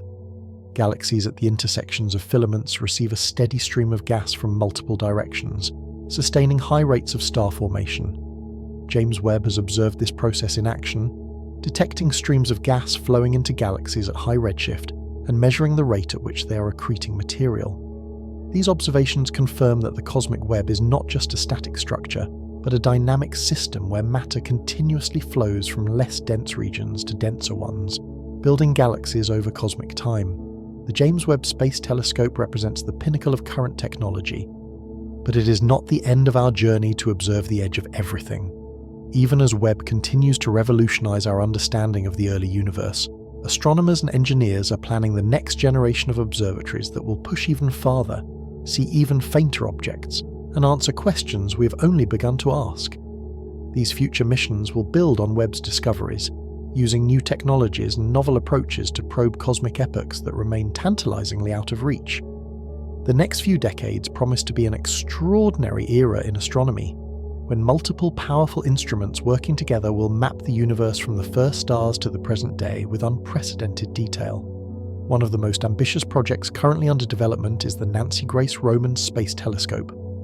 Named after NASA's first chief of astronomy, who championed the development of space-based observatories. Roman is scheduled to launch in the mid-2020s and will operate alongside James Webb, complementing its capabilities in crucial ways.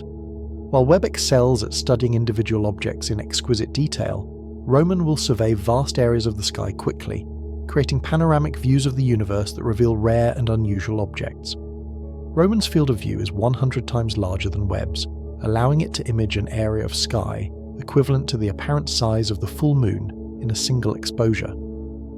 This wide-field capability makes Roman ideal for discovering the most distant quasars, mapping the large-scale structure of the universe, and conducting surveys that reveal statistical properties of galaxy populations rather than detailed studies of individual galaxies. Roman will also carry a coronagraph, an instrument designed to block the light from bright stars so that much fainter planets orbiting them can be detected directly.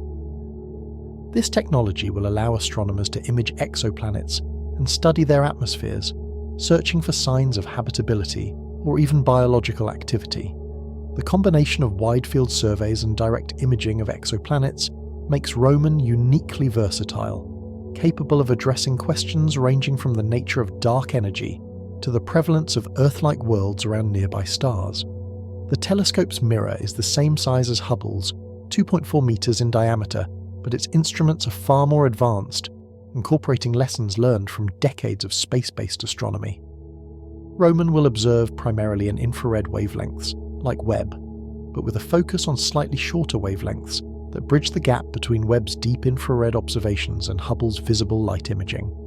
On the ground, a new generation of extremely large telescopes is under construction, pushing the limits of what can be achieved from Earth's surface. The extremely large telescope being built by the European Southern Observatory in Chile's Atacama Desert will have a primary mirror 39 meters in diameter, composed of 798 hexagonal segments. When completed in the early 2030s, it will be the largest optical and infrared telescope ever built, with a light collecting area more than 13 times that of the largest existing telescopes. The sheer size of this mirror will allow the extremely large telescope to detect objects fainter than anything Webb can see and to resolve details that remain blurred even in the sharpest space-based images. The telescope will use adaptive optics to correct for the blurring effects of Earth's atmosphere in real time, creating images nearly as sharp as if the telescope were in space. The giant Magellan telescope, under construction at Las Campanas Observatory in Chile, takes a different approach.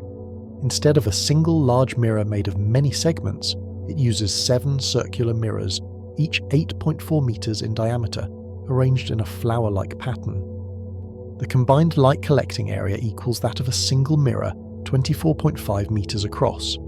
This design allows the giant Magellan telescope to achieve extremely high resolution, approaching the theoretical limit set by the diffraction of light. Like the extremely large telescope, it will use adaptive optics to overcome atmospheric turbulence. The 30-meter telescope, planned for construction on Mauna Kea in Hawaii or in the Canary Islands, will have a primary mirror 30 meters in diameter composed of 492 segments. These 3 next-generation ground-based telescopes, collectively called the Extremely Large Telescopes, will work in concert with space-based observatories to provide complementary views of the universe.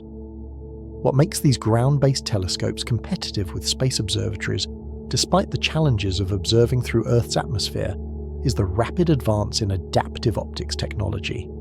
The atmosphere is turbulent, with pockets of air at different temperatures and densities constantly moving and mixing. This turbulence causes starlight to shimmer and blur, limiting the resolution of ground-based telescopes. Adaptive optics systems measure the distortion caused by atmospheric turbulence hundreds or thousands of times per second using a wavefront sensor, then rapidly adjust a deformable mirror to compensate. The result is a sharply focused image that rivals what space telescopes can achieve. Modern adaptive optics systems can correct for atmospheric distortion over a wide field of view, not just for a single bright star, opening up large areas of sky to high-resolution imaging. By combining the light from multiple telescopes in an array, a technique called interferometry, astronomers can achieve resolution equivalent to a telescope with a mirror as large as the distance between the individual telescopes, potentially reaching resolutions finer than anything possible with a single instrument. Looking farther into the future, concepts for even more ambitious observatories are being developed. The Habitable Worlds Observatory, a mission concept being studied by NASA, would be a large space telescope specifically designed to search for signs of life on planets orbiting other stars. It would use a coronagraph or a starshade, a separate spacecraft flying in formation with the telescope to block starlight, allowing direct imaging and spectroscopy of Earth-like exoplanets. By analysing the spectra of these planets, astronomers could search for biosignatures, combinations of gases in the atmosphere that indicate biological activity. On Earth, the presence of oxygen and methane together is a strong indicator of life because these gases react with each other and would not persist in the atmosphere without continuous production by living organisms. Finding similar signatures on an exoplanet would be powerful evidence, though not proof, of extraterrestrial life. The Habitable Worlds Observatory would also conduct general astrophysics, studying everything from nearby stars to distant galaxies, making it a multi-purpose flagship mission in the tradition of Hubble and Webb.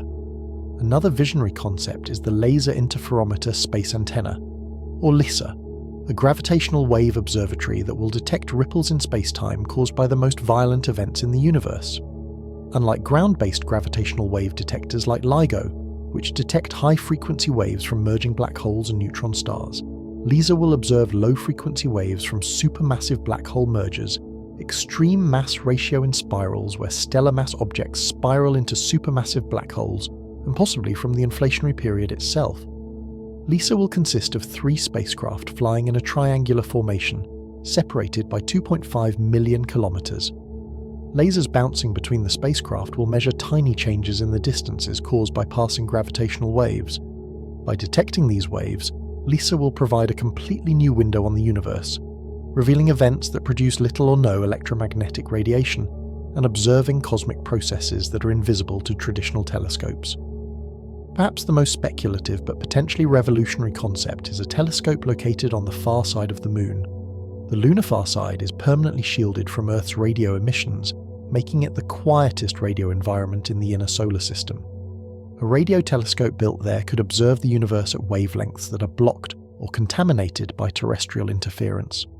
Such a telescope could detect the faint radio signals from the cosmic dark age, the period after recombination, but before the first stars formed, when the universe was filled with neutral hydrogen emitting a specific wavelength of radio waves.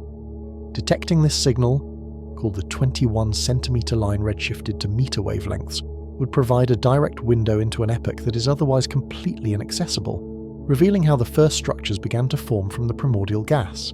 Building a telescope on the Moon is a daunting engineering challenge, requiring robotic construction or human presence, but the scientific payoff would be immense, opening up entirely new territory in observational cosmology.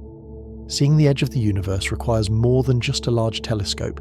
It requires understanding how light carries information across cosmic distances and developing instruments sensitive enough to capture that information. When a photon leaves a distant galaxy, it begins a journey that can last billions of years, traversing expanding space and encountering dust, gas, and gravitational fields along the way. By the time it reaches Earth, that photon has been transformed. Its wavelength has been stretched by cosmic expansion, its energy diminished, and its direction potentially altered by gravitational lensing. Extracting useful information from such ancient, faint light is a technical challenge that pushed the limits of engineering and physics.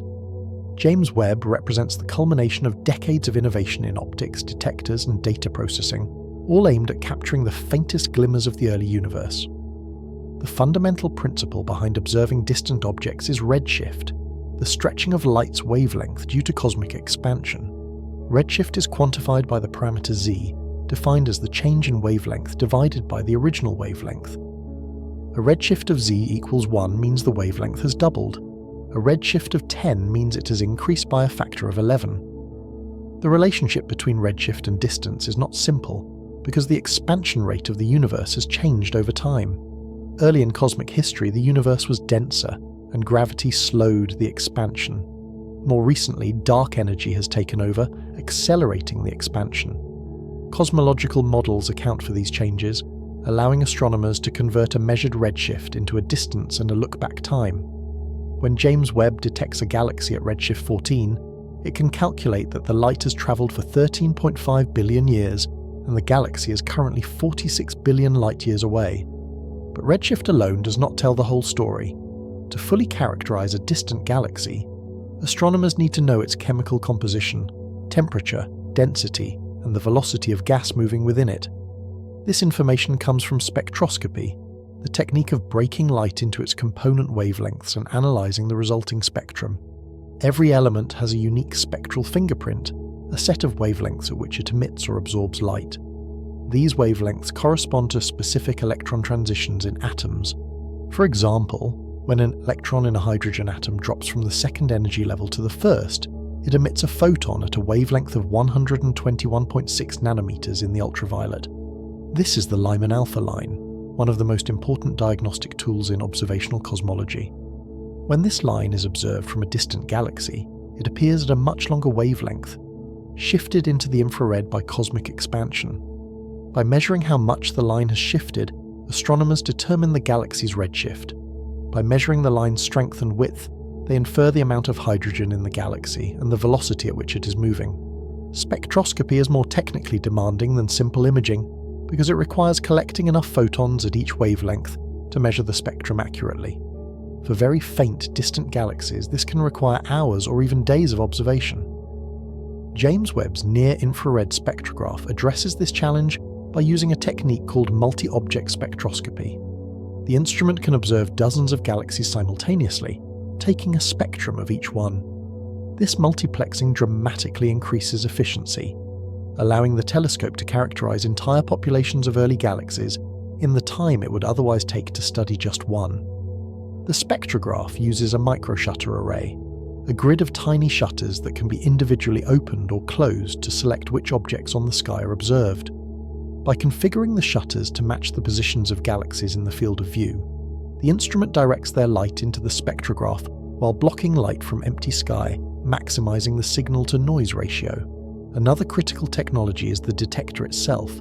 James Webb uses infrared detectors made from mercury-cadmium telluride, a semiconductor material that is sensitive to photons with wavelengths from about 1 to 5 microns. These detectors work by absorbing infrared photons, which excite electrons in the semiconductor, creating a measurable electrical signal. The sensitivity of these detectors is extraordinary. They can register individual photons arriving from galaxies billions of light-years away. But to achieve this sensitivity, the detectors must be kept extremely cold, below 40 Kelvin. At higher temperatures, thermal noise from the detectors themselves would overwhelm the faint signals from distant objects. Cooling is achieved passively through the sun shield, which blocks heat from the sun and Earth, allowing the telescope structure to radiate its heat into the cold of space. The mid-infrared instrument requires even colder temperatures and uses an active cryocooler, a sophisticated refrigeration system that brings its detectors down to about 7 Kelvin. The detectors are not perfect. They are subject to various sources of noise and artifacts that must be carefully calibrated and removed. Cosmic rays, high-energy particles zipping through space, occasionally strike the detectors, creating bright spots that look like stars or galaxies but are actually just artifacts. These cosmic ray hits must be identified and masked out during data processing. Dark current, the small electrical signal produced by the detectors even when no light is falling on them, must be measured and subtracted. Flat fielding, the process of correcting for slight variations in detector sensitivity across the array, must be performed using images of uniformly illuminated calibration sources. All of this calibration is automated, with pipelines processing the raw data and producing science-ready images and spectra that astronomers can analyze. Data processing involves more than just removing instrumental artifacts. For faint objects at the limit of detection, the signal is often buried in noise, requiring statistical techniques to extract meaningful information. Astronomers use stacking, combining multiple exposures of the same field to increase sensitivity and reduce random noise. They use Bayesian inference, a statistical framework that incorporates prior knowledge about galaxy properties to estimate parameters like redshift and mass from noisy data. They use machine learning algorithms, training neural networks to identify galaxies in images and classify their morphologies based on patterns learned from large datasets of well-studied galaxies. These computational techniques have become as important as the hardware itself, enabling science that would be impossible with raw data alone. Measuring redshift requires spectroscopy, the technique of breaking light into its component wavelengths. Every element emits and absorbs light at specific wavelengths, creating a unique spectral fingerprint. Hydrogen, for instance, has a strong emission line at 121.6 nanometers in the ultraviolet. When this line is observed from a galaxy at redshift 14, it appears at 1824 nanometers in the infrared, shifted by a factor of 15. By identifying these shifted spectral lines, astronomers can determine the redshift precisely. James Webb's near-infrared spectrograph is designed for this purpose, capable of taking spectra of faint distant galaxies with high sensitivity. The instrument uses a grating to spread incoming light across a detector, creating a spectrum. Analyzing this spectrum reveals not only the galaxy's redshift, but also its chemical composition, the temperature and density of its gas, and the velocities of material within it. Another critical technology is adaptive optics, though it is not used on space telescopes like James Webb. Ground-based telescopes face the challenge of atmospheric turbulence, which blurs images and reduces resolution. Adaptive optics systems measure the distortion caused by the atmosphere and use deformable mirrors to correct it in real time, sharpening images to near the theoretical limits set by the telescope's size. While James Webb does not need adaptive optics because it operates above the atmosphere, its mirror segments can be adjusted to maintain perfect alignment, compensating for thermal expansion and mechanical shifts. This alignment is achieved using actuators that move each of the 18 segments with nanometer precision, ensuring the entire mirror acts as a single coherent surface. This level of control is essential for achieving the sharp images needed to resolve faint distant galaxies. Detectors are another crucial component. James Webb uses infrared detectors made from mercury-cadmium telluride, a semiconductor material that is sensitive to infrared wavelengths. These detectors must be cooled to extremely low temperatures to minimize thermal noise, which would otherwise overwhelm the faint signals from distant galaxies. The telescope achieves this cooling passively through the sun shield, which blocks heat from the sun and Earth, allowing the optics to cool to about 40 Kelvin. The mid-infrared instrument requires even colder temperatures and uses a cryocooler to bring its detectors down to 7 Kelvin. At these temperatures, the detectors can register individual photons arriving from sources billions of light-years away, converting them into electrical signals that are processed and transmitted back to Earth. Data processing is as important as data collection. The raw images and spectra from James Webb contain enormous amounts of information, but extracting scientific results requires sophisticated algorithms.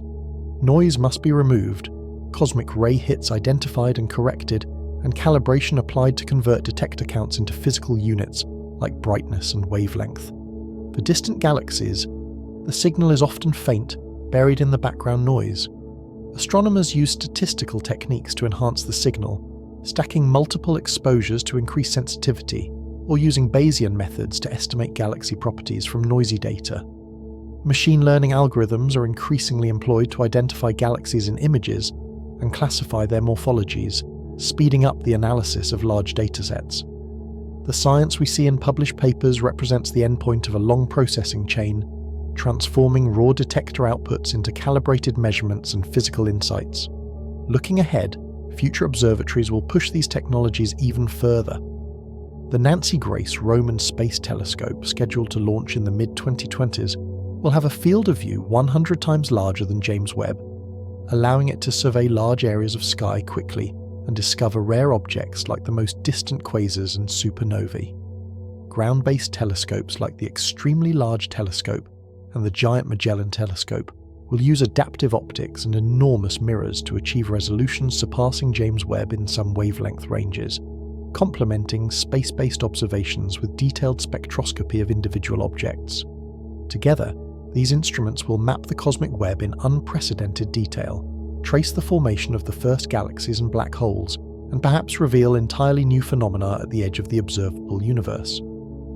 The technology that makes observing the edge possible is itself evolving, driven by the same curiosity that compels us to look deeper into space and farther back in time. Standing at the edge of everything, looking back across 13.8 billion years of cosmic history, we confront questions that are both scientific and existential. What does it mean that the universe has an edge?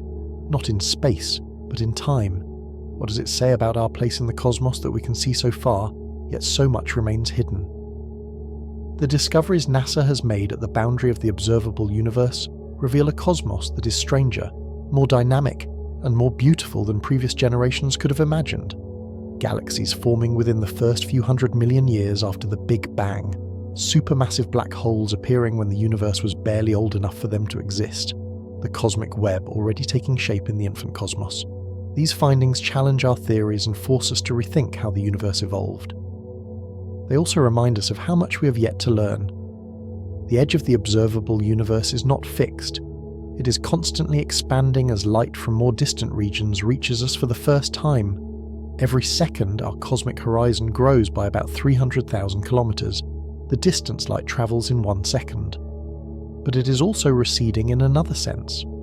The accelerating expansion of space means that galaxies at the edge are moving away from us faster and faster, their light becoming increasingly redshifted and dimmed. Eventually, they will fade from view entirely, disappearing beyond the future visibility limit. In the far future, intelligent beings living in our galaxy will look out at a universe that appears smaller, darker, and emptier than the one we see today. They will not see the distant galaxies we observe now. The cosmic microwave background will have faded into undetectability. They will have no evidence of the Big Bang, no way to infer the universe's history, no way to know they live in an expanding cosmos. From their perspective, the universe will appear static and eternal, a lonely island of light surrounded by infinite darkness.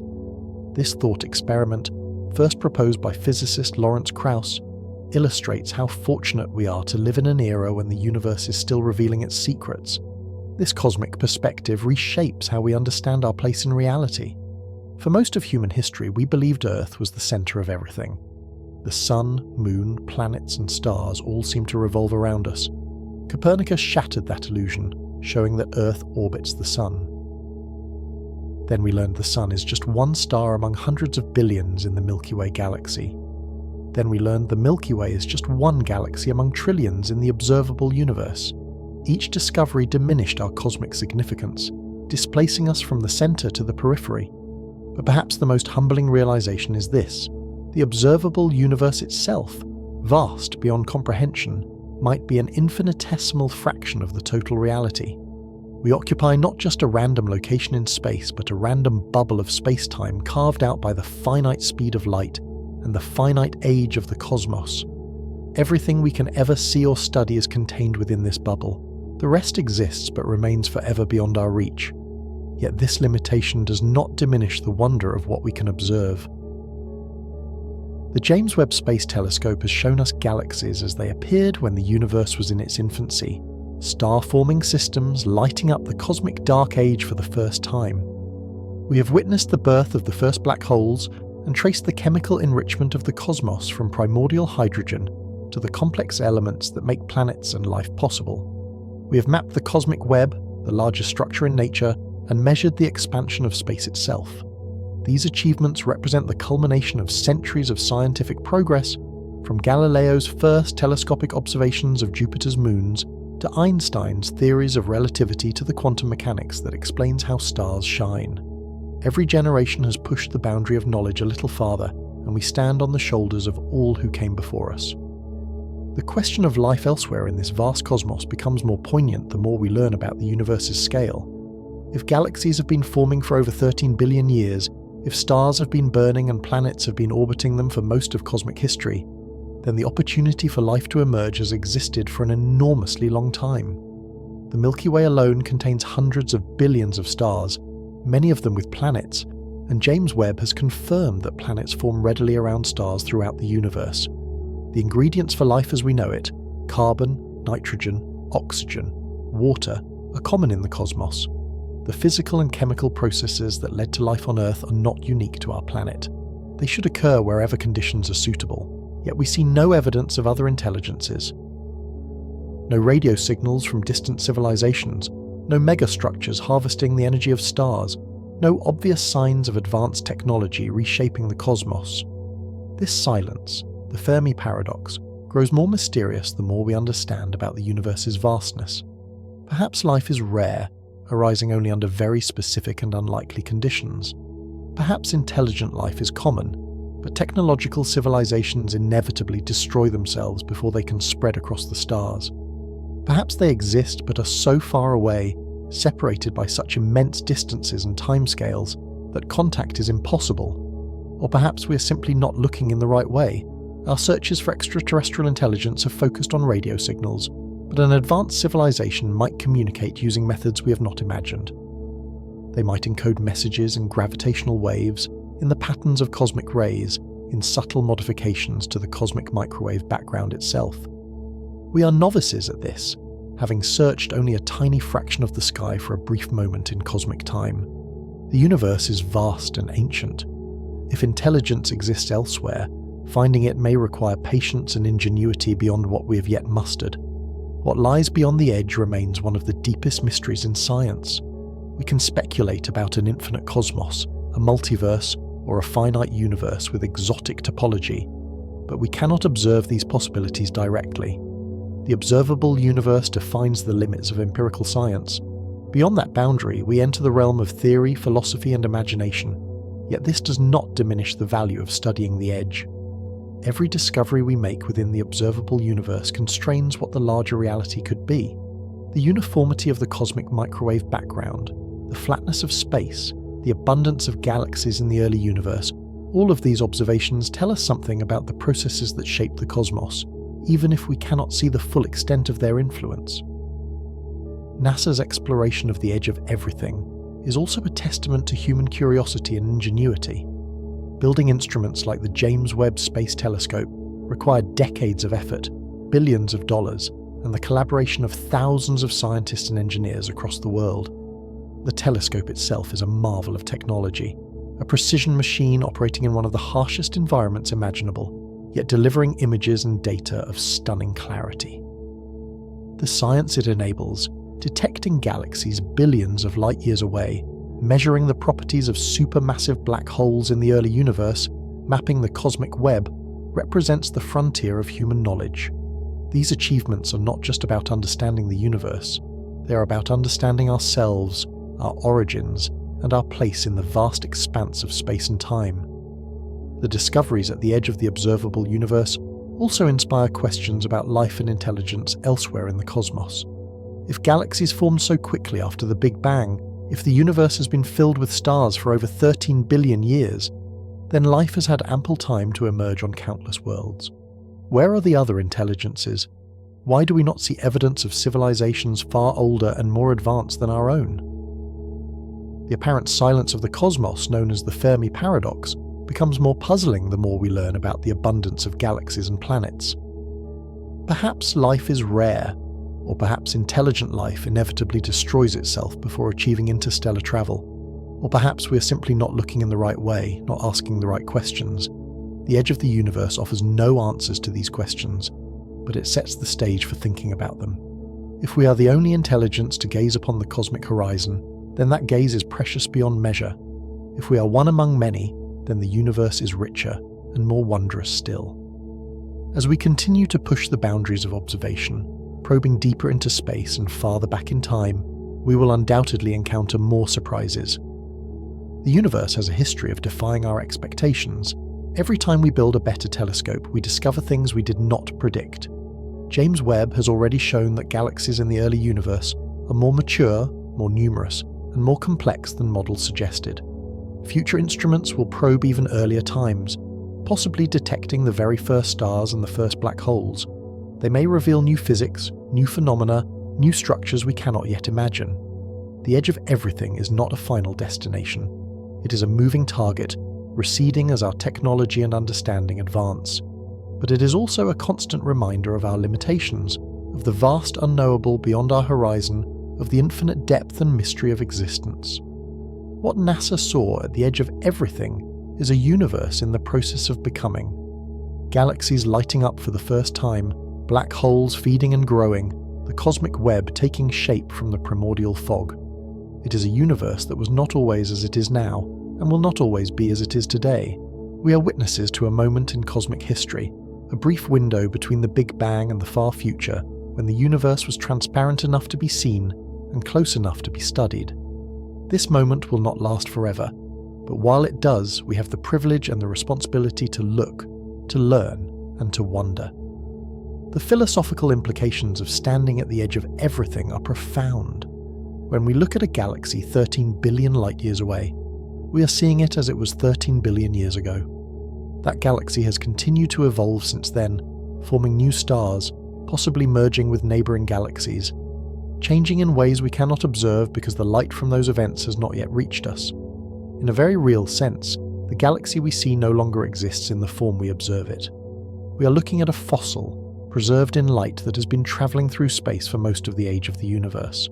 This raises questions about the nature of simultaneity and existence. What does it mean for something to exist now if we can only ever observe it as it was in the past? In relativity, there is no universal now, no absolute present moment that applies everywhere in the universe. Different observers moving at different velocities will disagree about which events are simultaneous. For observers separated by cosmic distances, the concept of now becomes meaningless. The edge of the observable universe represents not just a spatial boundary, but a temporal one, a limit to how far into the past we can see. This temporal dimension of observation makes astronomy unique among the sciences. Geologists study Earth's past by examining layers of rock, reading the history written in stone. Paleontologists reconstruct extinct species from fossils, piecing together the story of life's evolution. But astronomers can directly observe the past. When we point a telescope at a distant galaxy, we're not reconstructing what happened billions of years ago from indirect evidence. We're seeing it happen, watching the light from events that occurred when the universe was young. This makes astronomy a form of time travel, though one limited to passive observation. We cannot interact with the distant past, cannot change what happened, cannot visit those ancient galaxies, but we can witness them, study them, learn from them. The edge of the observable universe is the furthest we can travel into the past without actually moving through time, a window into cosmic history that grows deeper with every improvement in our instruments. As we continue to push toward the edge, exploring earlier and earlier epochs, we approach fundamental limits. The cosmic microwave background represents an absolute barrier, the surface of last scattering beyond which the universe was opaque. No telescope operating in any wavelength of light can see through that barrier, because light itself could not travel freely before recombination. But this does not mean earlier epochs are forever beyond study. Neutrinos, ghostly particles that barely interact with matter. were able to travel freely even in the dense plasma of the early universe.